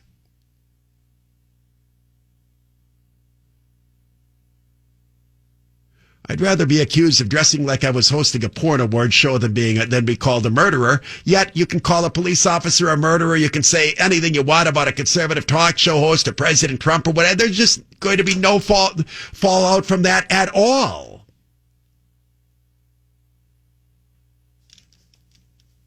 So when you see 2 or 3 or 4 of us fired at WISN and you're shocked that becomes the standard by which it goes down when Jay does something that bothers somebody or I do something that bothers somebody and so on, and you wonder how we got to that point, it's that quote that we've been mentioning all the time on the program about the guy who talked about, well, first they came for the Jews and I wasn't a Jew, so what did I care? And they came for the Catholics and I'm not a Catholic, so what did I care? Then they came for the professors and I'm not a professor, so what do I care? And whatever the line is, I'm butchering it, but it's a paraphrase here. And then he said, and then they came for me, and there was nobody left to care, or there's nobody left to object. Paul's wondering if can he say that Carrie Underwood is hot. That's the thing. As somebody whose job it is to keep tabs on what you can and cannot say because I don't want to be fired, this line is moving so fast that right now, if you are a white male, virtually anything that you say, if someone claims it's sexist or racist, can get you fired. Oh, if LeBron was admiring Maria Taylor and made some comment that she looks hot, looks like she could have been hosting a porn awards show, no, he would not have faced any grief at all. Because LeBron has anointed himself as a liberal. And he's in that category. Paul says the whole thing's a joke. But as I say, find somebody that will rebel against it. Find anybody in America that's going to defend this guy, Dan McNeil. They're all afraid they're going to be fired as well. And as I say, he's probably the kind of guy that isn't on my side politically anyway, but that isn't the point. The point is that you can't say anything anymore if you don't have the credential of being on the lefty side. And Paul's right. If LeBron James, and that's the kind of thing you could easily see an athlete do, well, she looks fine or whatever, saying the same thing, or throw a porn star as such and such, there would be no fallout or no feedback for that person at all. A white male does it, he's nuked out. And as I said, it seems like a dumb thing. Why would any sports talk show host be bothered if a woman looks hot while working on the sidelines? I mean, But that's why I think he's probably a liberal, because I still remember when Tony Kornheiser made a big stink about carrying out about Hannah Storm. And I'm just thinking, what's the matter with you? If she's wearing short skirts, why are you objecting to that, you dork? But that's how those guys are. And you know that's what it is. It's jealousy. Most of these comments when people make stuff like this is jealous. So how did she get that job? How did she get this job? And that might be the whole underlying nature that Maria Taylor believes people who criticize her because she is A, attractive, and B, has a good job that might connect and claim that that's the reason for it. And that point is probably valid, but it doesn't change whether or not the statement that Dan McNeil made was offensive or not. Yes, I'm down. News Talk 1130 WISN, Mark Gully, late afternoon show. Still to come on today's program. As I said, I want to discuss what I think is an interesting development, the Big Ten's decision to resume the football season after all. Also a story that we're going to be addressing on today's program. Vaughn Mays had one of those protests, they call them street parties or whatever, party protests, outside of a home on the northwest side of Milwaukee for hours last night. The guy has a Trump sign in his front yard, and they were on him for hours with these street parties, blocking traffic, blowing horns, playing music, and so on. The situation ended with Milwaukee police arresting the homeowner for brandishing a shotgun inside his own home. I'm going to be giving you information on that before we close up shop today as well. Here's a story that you may recall. We talked about it at the time. And one of the problems with these stories that work their way through the court systems is by the time the thing actually goes to court, nobody remembers the original case. Remember the guy who was accused of phoning in a bomb threat to the Waukesha County Courthouse on the same day that he was to face a hearing for stealing some equipment? Probably you don't remember it. Guy's name is Jeffrey Farrick. He's from Delafield. He was arrested in connection with a theft way back in June of 18, 2 years and 3 months ago, I guess. He was accused of stealing a skid steer from a Heartland business. Do you know what a skid steer is? He says he does. I bet you're going to fake an answer here. Yeah. Yeah, it's like a skid loader. And what's the difference in a skid steer and a skid loader? I admit I don't know that. Do you know that? We don't know that either. They do the same thing, but it's like that. Anyway, he's accused of stealing this thing from a business in Heartland. The criminal complaint at the time, and I'm quoting from the Waukesha Freeman, said that Farrick's vehicle and trailer matched those seen on the surveillance video at the Heartland business. And you could see a light covering on the vehicle that matched one that was found at Farrick's home. So anyway, that was the charge. Fast forward a year and a half later to January of this year.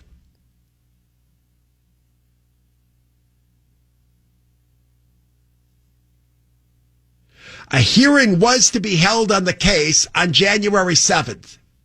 Now, he'd managed to delay this for a year and a half. A local TV station reported they received a bomb threat saying that several bombs had been smuggled into the Waukesha County Courthouse.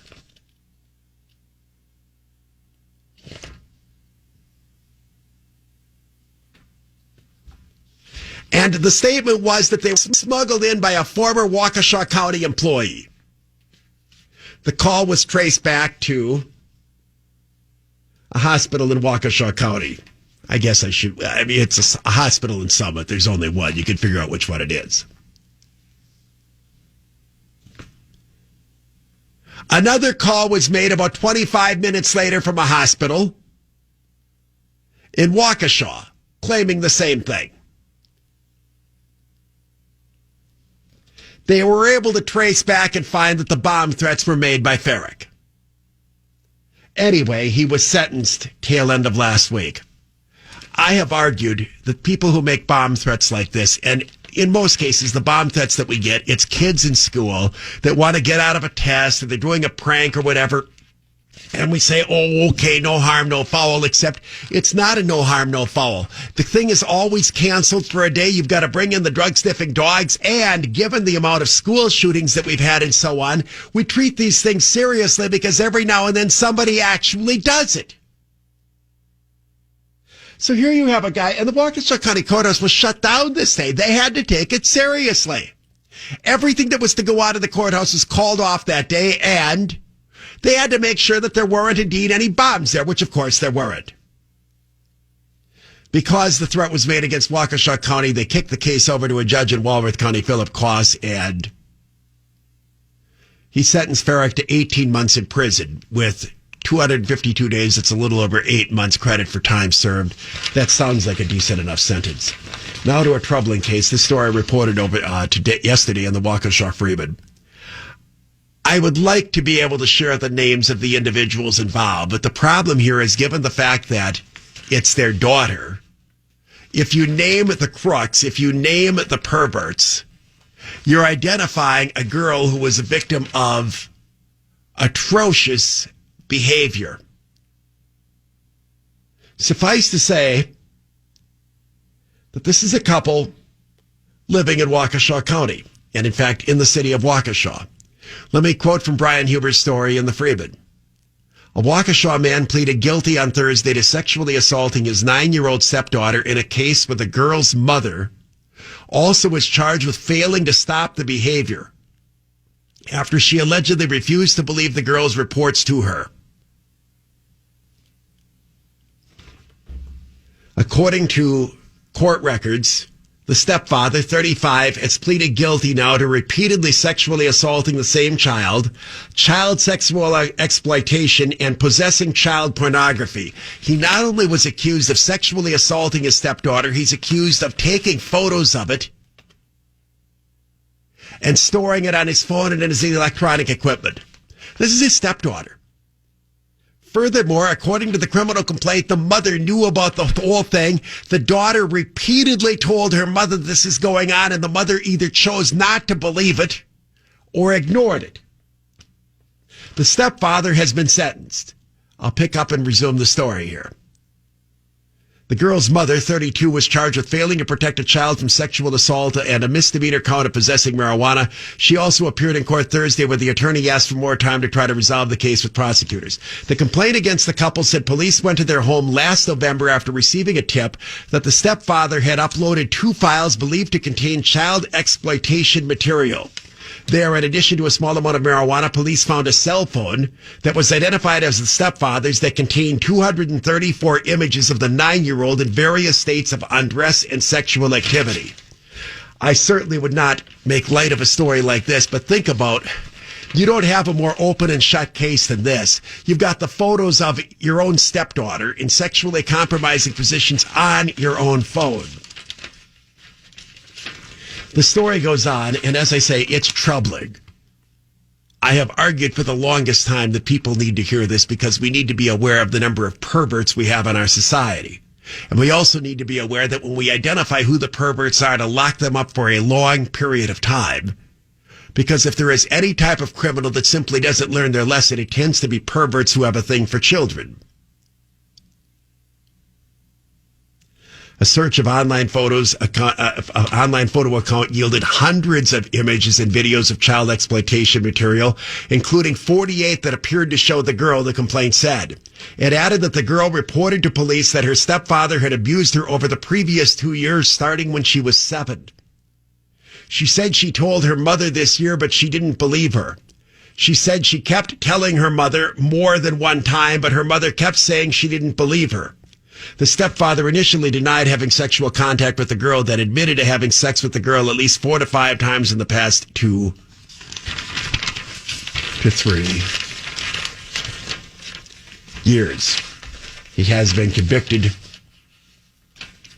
The judge will decide on sentencing. I want to address the story. By the way, President Trump's still holding his press conference. Cut in on Trump for a minute here. This has been going on for at least an hour. The mask may help, and I hope it helps, and I think it probably does.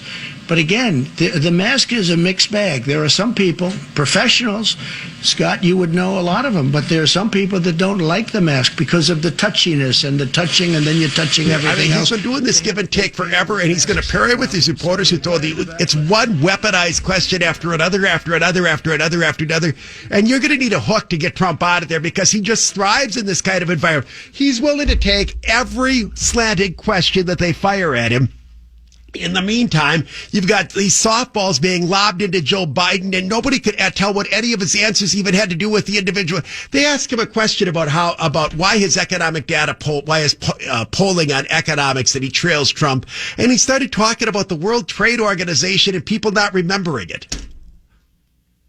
Anyway, before we go to the break, there's an interesting editorial. I wanted to read it on today's show. There's too much that I have to get to that I'm not going to be able to do so. In which they discuss the remarkable creativity of Trump and Jared Kushner in the breakthrough they've made in the Middle East with now for the first time in history 2 Arab nations recognizing Israel. The point of the editorial, and it was backed up in a tweet that Ari Fleischer, remember him, he was George Bush's press secretary, is that the approach that Trump took was ridiculed initially by all of the so-called experts. This has happened again and again and again. Every time the experts weigh in, no, you can't do this, you don't know what you're doing, they're proven wrong. Now, I want you to hold the following thought as we go to break. If the experts knew how to bring peace to the Middle East, and if the experts knew how to get Arab nations to coexist with Israel, wouldn't they have already done it? If ever there was an issue that called for a fresh approach, it was this one. And what I think Trump has done here is tied together economics and the fact that these Arab nations have a common enemy right now in Iran that is a far greater threat to them than Israel is. And he used that angle to get them to understand that your problem isn't Israel. Israel might actually be an asset for you as you deal with the real problem that you're all facing over there in the Middle East, which is IRAN. Here's Talk 1130 WISN, Mark Belling, late afternoon show. I have been looking in all day to a situation that occurred right around this time yesterday afternoon. As you might guess, there's more to the story than people on either the left or the right are saying. There was a situation in which Vaughn Mays, he's one of the people that leads these protests. He's the guy that calls himself Milwaukee's Malcolm X. Vaughn has been doing a lot of the protests. He calls them party protests.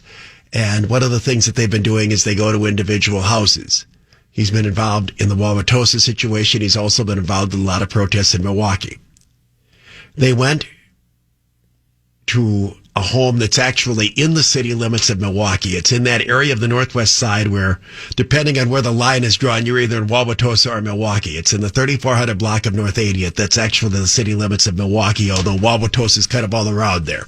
It actually is Milwaukee. The owner of the home has a big Trump sign in his yard. He also has an American flag that's hanging there. On Vaughn Mays' website, on his Facebook page, he announced that they were going to have a protest at the guy's house. And they claim that the man is a racist. And starting late yesterday afternoon, because Vaughn told people to come, and when Vaughn tells people to come, his followers come, you had a lot of people show up, and for a long period of time, they did the sort of protesting that generally has been occurring outside of individual residences. In this case, outside the guy's house, the guy who has the Trump sign in his yard. His sign says Trump team, and he's got a big flag standing in the yard. And they were heckling and blowing horns, playing music, dancing in the street, etc. Traffic wasn't allowed to go through, and so on. All of this happened without any Milwaukee police officers doing anything to stop people from obviously violating the traffic laws by parking cars in the middle of the street, so forth and so on.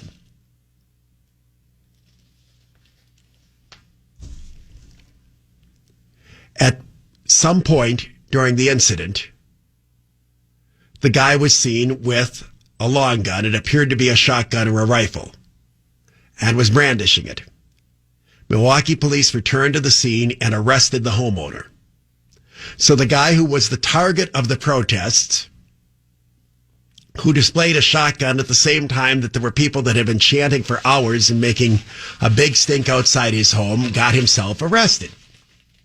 Now, a lot of conservative websites have jumped on this because there's video of this everywhere, and I have the video, and I have made the decision to not post it up on my website, but you can find it all over the place, man. Vaughn Mays has it on his thing, and there are a number of conservative websites that have posted it. I am choosing not to do so because it identifies the specific address here, and we don't know the background of all the people involved and so on, and not to mention the video is vulgar and so on, but I've seen it, and it's suffice to say that it's like all the other protests that have been going on, these so-called party protests. They play music, and somebody's out there with a megaphone, this, that, and the other thing, and eventually the guy apparently has too much of it, and he is seen in his window holding what appears to either be a shotgun or a rifle. It's a long gun. Police respond. They determined that he indeed pointed it at some of the people in the crowd, and he was arrested. Was he targeted just because he has a Donald Trump sign in his yard? Well, on his social media page, Vaughn and others say the guy is known to display a Confederate flag. The only flag that I saw in the video here was an American flag, and they claim that the guy is known to be a racist. Now, I don't know if he is or he isn't. Why did Milwaukee police come in and arrest him? Well, as you might guess, there's more to the story than either side has initially pointed out. I waited to share the story on the air until I got an official statement from Milwaukee police, and frankly, it took a long time to get it out of them, but they have released it. And apparently, this was the second day in a row that they had to go to this address because of a conflict that occurred a day earlier between the man and his next door neighbor. So you're following all of this. On Monday, the homeowner had a situation with his next door neighbor. Yesterday, Tuesday, the protest was held at his house. Yes, there is a racial, the neighbor is African American. The homeowner that was the target of the protest is white. This is the statement issued by Milwaukee police in connection with the incident. On Monday, September 14th at approximately 4:25 p.m., Milwaukee police responded to a residence located in the 3400 block of North 80th Street regarding trouble with a subject calling for service. The suspect threatened to physically harm the victim, who is his neighbor, while wielding a chainsaw, causing the victim to fear for their safety. The suspect, a 56-year-old man from Milwaukee, was arrested for disorderly conduct while armed. Now, again, that was Monday. The guy, according to Milwaukee police, threatened the neighbor, and he was brandishing a chainsaw at the time. That was Monday. Fast forward now to Tuesday. Yesterday, is the day that the protests are occurring at the guy's house. And as I said, the guy has a Trump sign in his yard. On Tuesday, September 15th at approximately 5:21 p.m., officers were dispatched to a demonstration at the same location where several individuals protested outside the suspect's residence.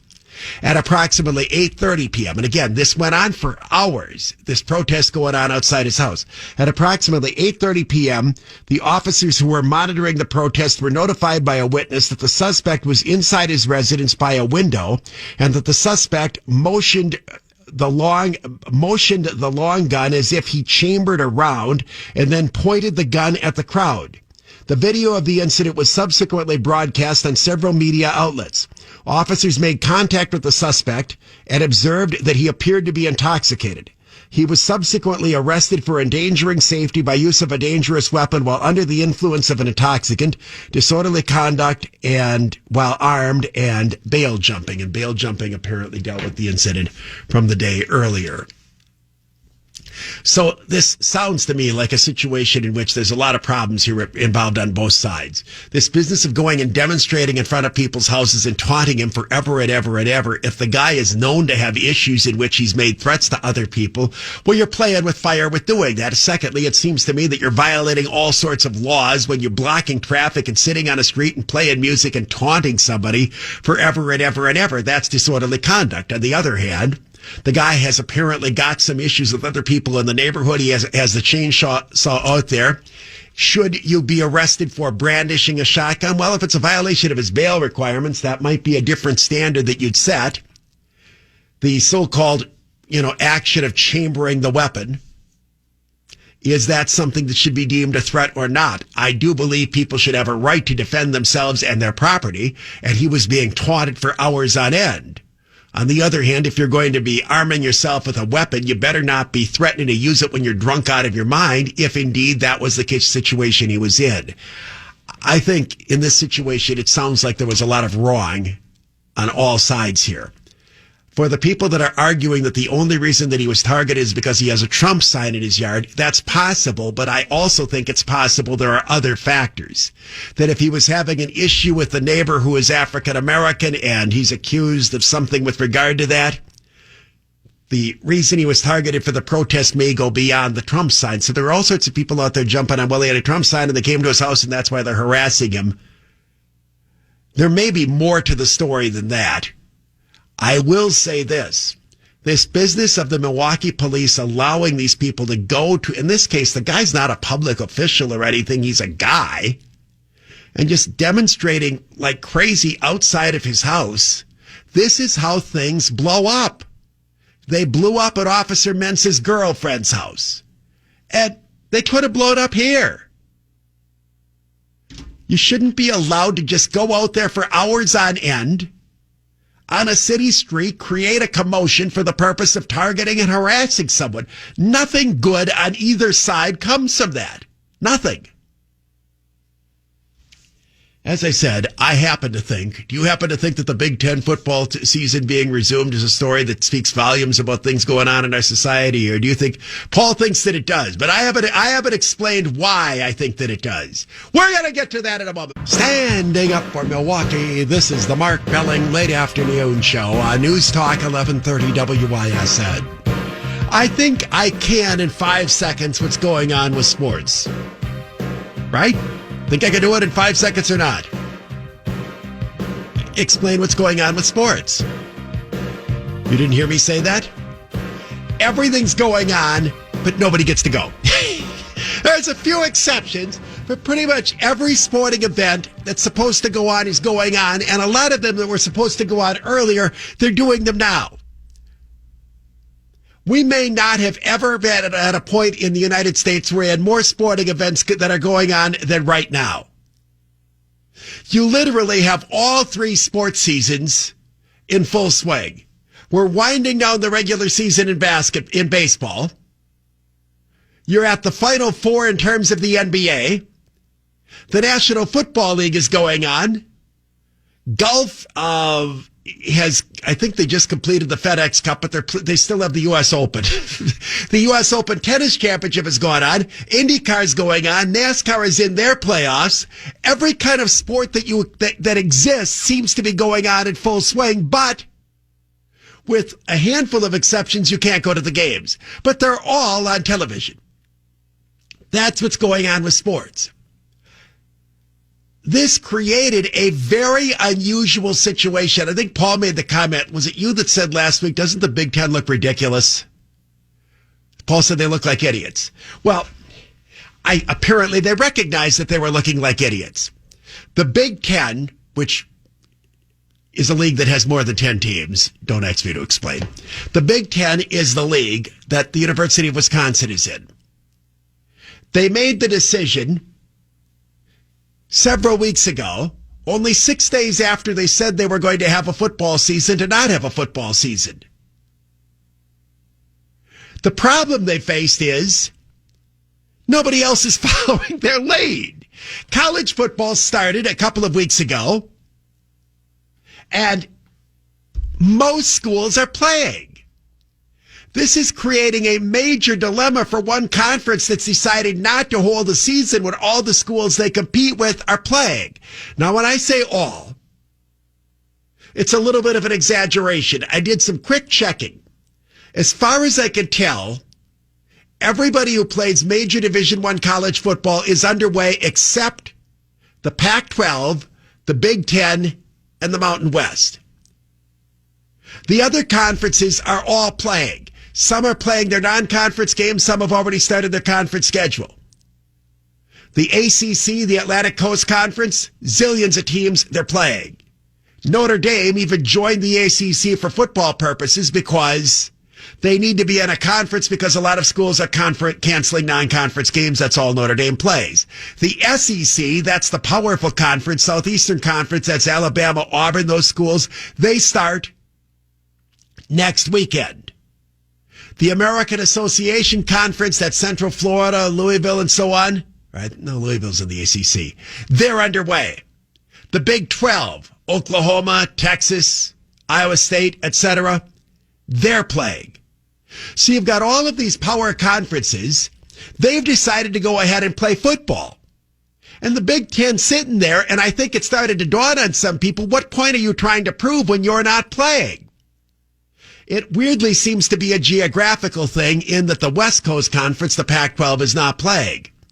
But you have the odd situation going on of two schools in the state of Iowa. One is playing and the other is not. Iowa State played this past week. They're in the Big 12. But the University of Iowa wasn't playing because they're in the Big 10. It's pretty much accepted now. And I've been talking about this desire for end games, and you wonder how all this stuff is going to play out with regard to COVID. It's pretty much become an accepted standard nationally that one of the things that's going to go on is sports.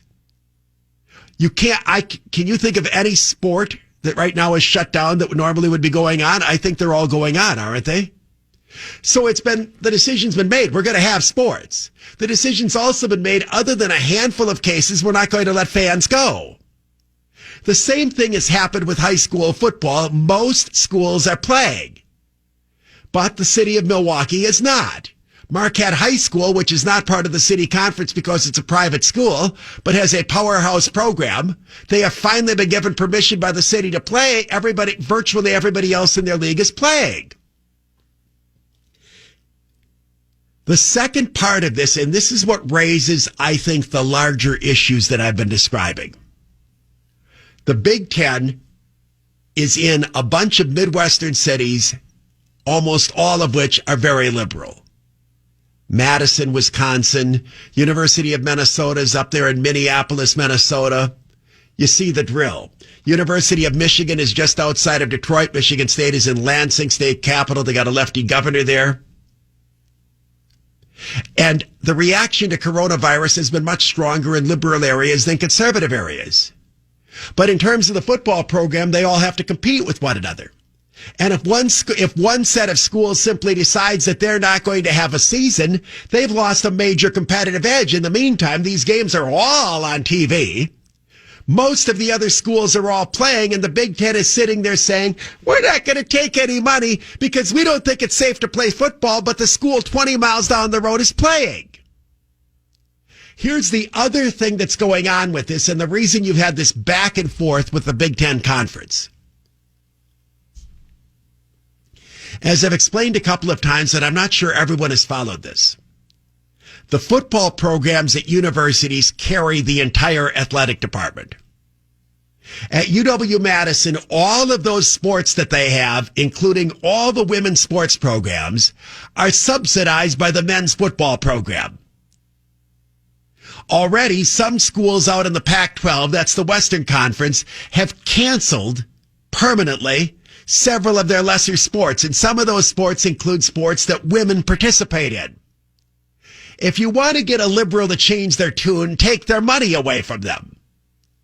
As I've argued, all the teachers would be fighting to get back into class if we told them we aren't going to pay them if they do the virtual learning.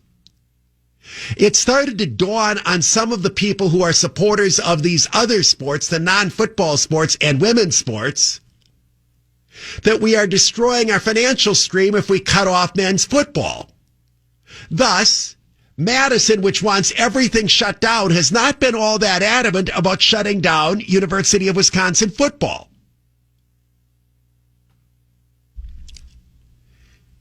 I have been wondering how long you can go where liberal-dominated entities like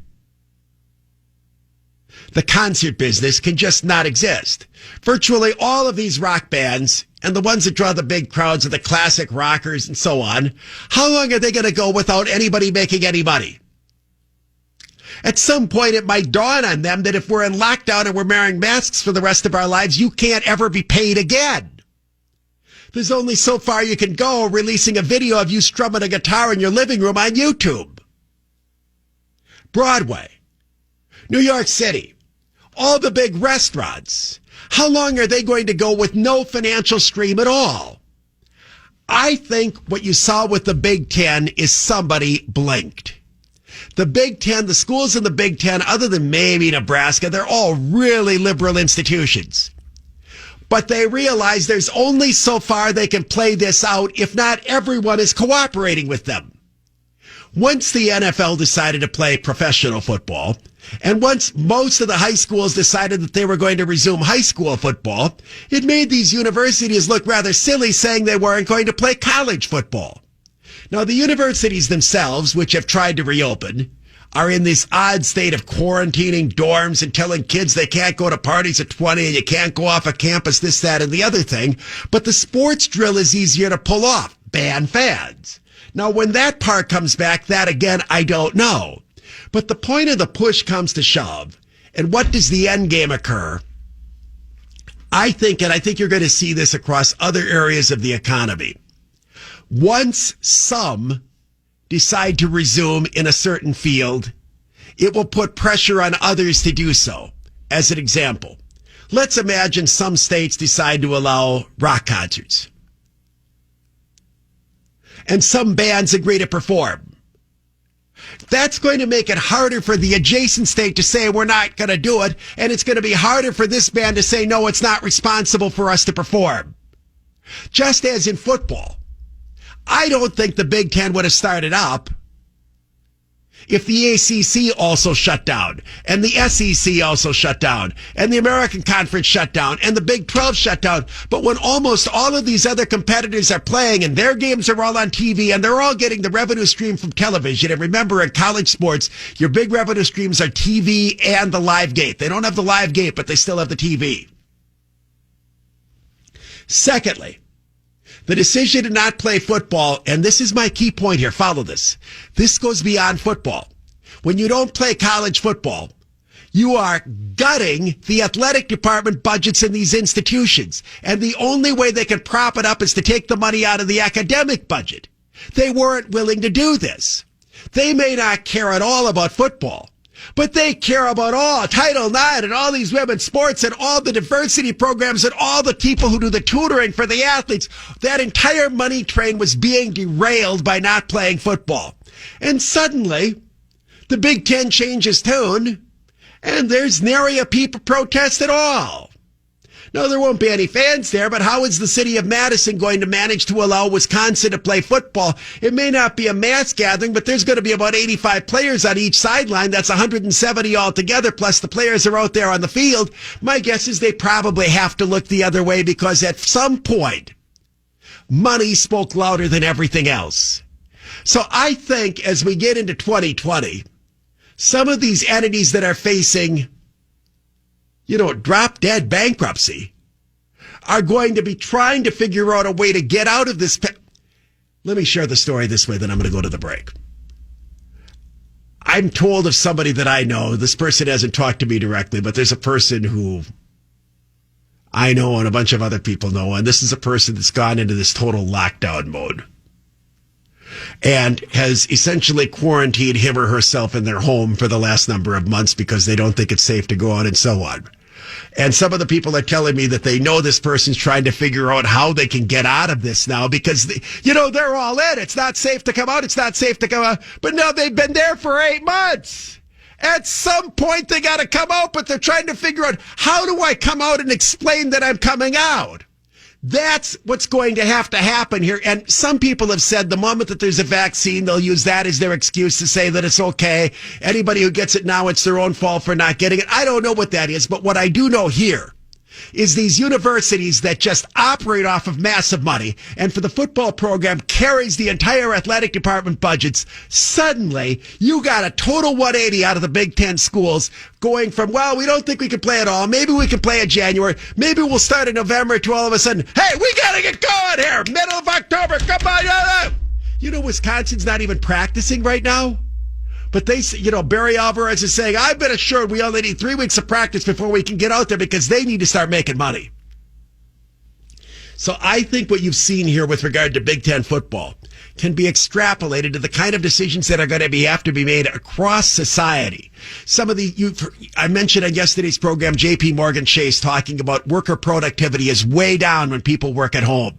You know that a lot of these these companies that work in office type environments, they've got to figure out a way to get the people back in the offices. So I think you're starting to see, even though nothing's changed on the virus, people are looking for ways to figure out how they can wiggle out of this pickle that they found themselves in. News Talk 1130 WISN, Mark Belling, late afternoon show.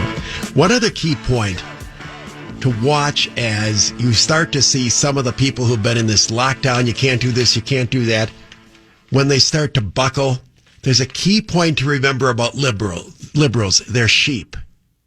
They all do tend to fall in line. In other words, once the dominoes start to fall, they're all going to start to fall. The people who have been arguing, no, it's not safe, it's not safe, it's not safe, it's not safe, it's not safe, it's not safe. Once they're given the order from above, okay, I guess it's okay to do it, they'll all fall in line. They'll all comply. Whenever they're told by an expert it's okay to do something, then it'll be okay to do something. What I think you can watch on the timing on that is they're going to find that, I guess it's okay to do something after all when they really need the money. You've got a lot of people have had their money flow cut off. The entire music business, they're not making any money. Show business, making any money. Live theater performance, they're not making any money. Classical musicians, they're not making any money. The reason that the NBA was so determined to go down to the bubble and resume the league season, the reason baseball was desperate to do this 60-game shortened season, no fans and all of that stuff, they recognized we're throwing away, we're leaving a ton of money at the table, and for what? What are the chances somebody's going to catch coronavirus by playing sports?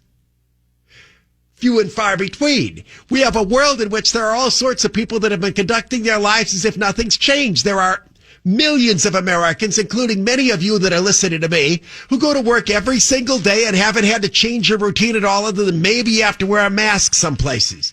And you're perfectly fine. And some of these people that have left a fortune on the table, it's finally starting to dawn on them that they're not exactly proving any kind of a point.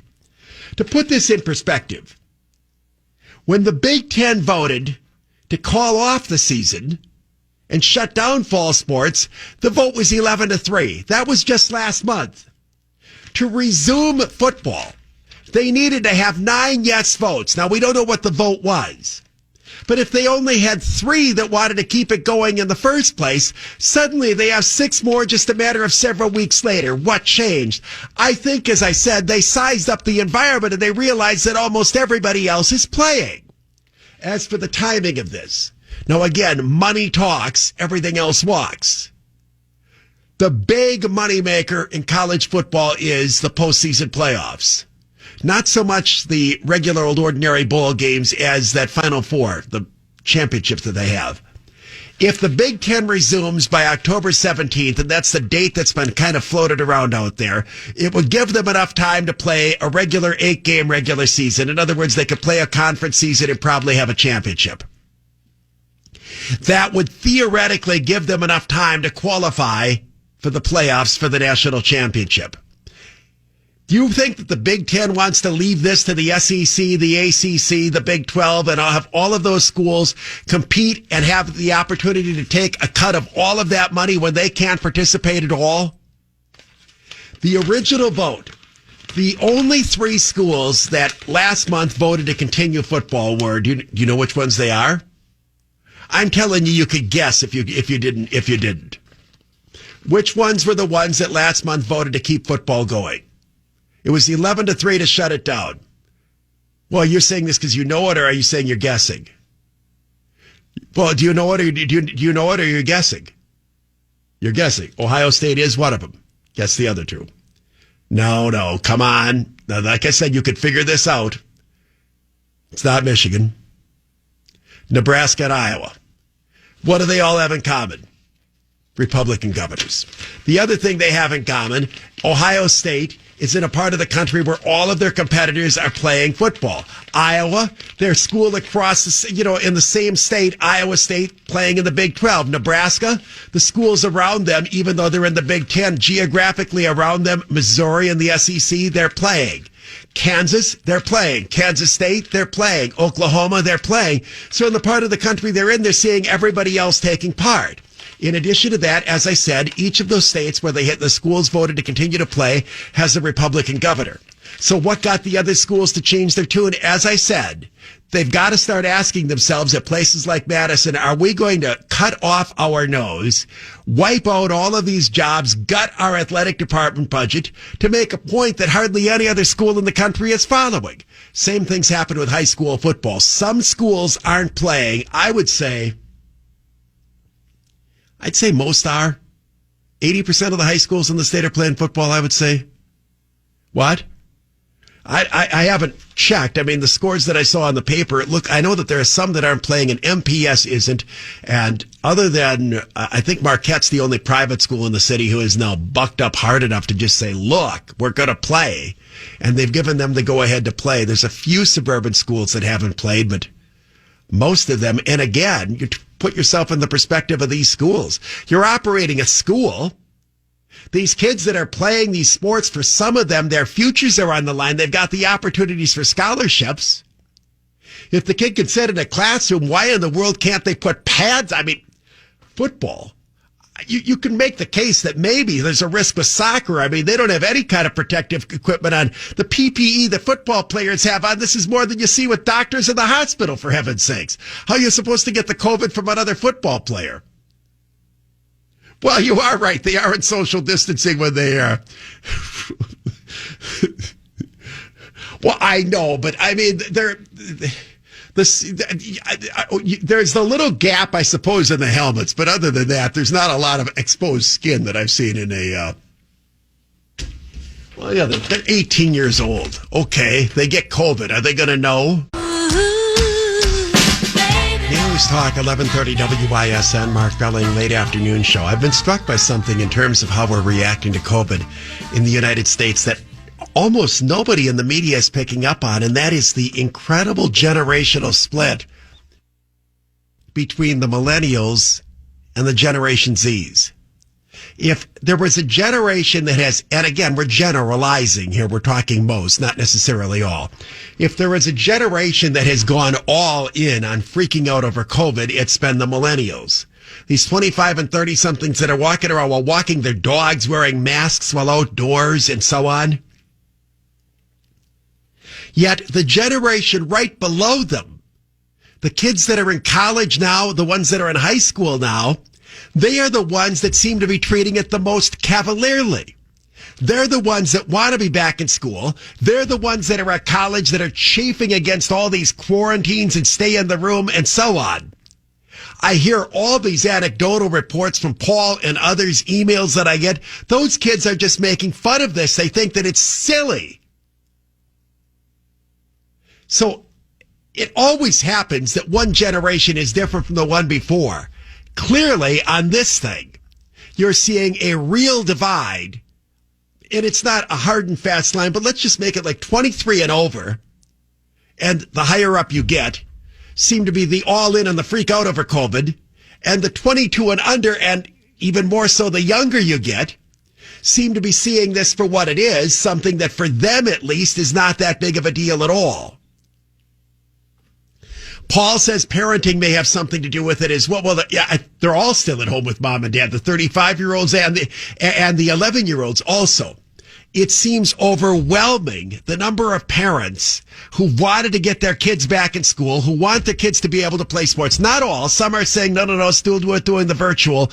But the overwhelming majority, in community after community, the parents want their kids to resume. My guess on that is it's the parents that are the ones that are seeing the damage done to those kids by not having them resume life. It's one thing for some expert sitting there in a think tank to say this, that, and the other thing. It's something else for a parent to see their 16-year-old sitting there as their life is going away from them.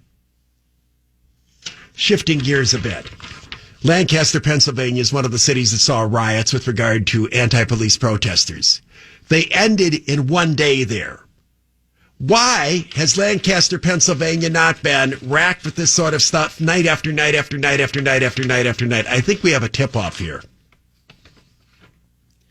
The Pennsylvania judge that processed the cases of the protesters in Lancaster who were arrested has set bail for all of them at $1 million. That's about $999,900 more than was set in Kenosha. I think once some of these people realize, and I understand they're going to have lawyers out the wazoo and so forth and so on, but once they realize they might be sitting there for a couple of weeks in jail, that might change their, right now, what you've had, especially in Wauwatosa and even in Kenosha, this has been a freebie. Throw a rock, do whatever it is that you want. You're not going to get arrested. And if you are, you're bailed out instantaneously. It's no downside for them in terms of doing it. If all of a sudden some of these pampered little kids realize they might have to sit there in jail for a week and a half, they might change their tune a little bit. I look back at that situation in Milwaukee when we had and remember, the city of Milwaukee didn't have a lot of violence, but we had in the early days those situations that were going on along the 2 district police stations in the inner city. I think it was 3 and 5, where you had those kids come in from Cedarburg, pack themselves into a car, joyriding through a residential neighborhood in an African-American neighborhood. One kid's got his head stuck out the window as they're driving like bats out of hell in a black neighborhood, thinking, oh, aren't we cool? We've got nothing to worry about. The cops can't do anything about it. And the next thing you know, one of the kids loses their head, sliced right off. Little spoiled little kids thinking that they can just go into the hood and act up. Once there's a downside associated with it, things change altogether. You want to end this in all these cities? Start arresting people, slap it on a high bail, and you're going to see a lot less of the militancy that we've seen so far. And it's likelier to occur. Now, Lancaster is a working-class, blue-collar community, far less liberal than, say, a city like Philadelphia. the sort of city that's not going to tolerate the kind of crap that's been tolerated in the communities that have been run by Democrats. My advice to Kenosha is to take a lesson from Lancaster.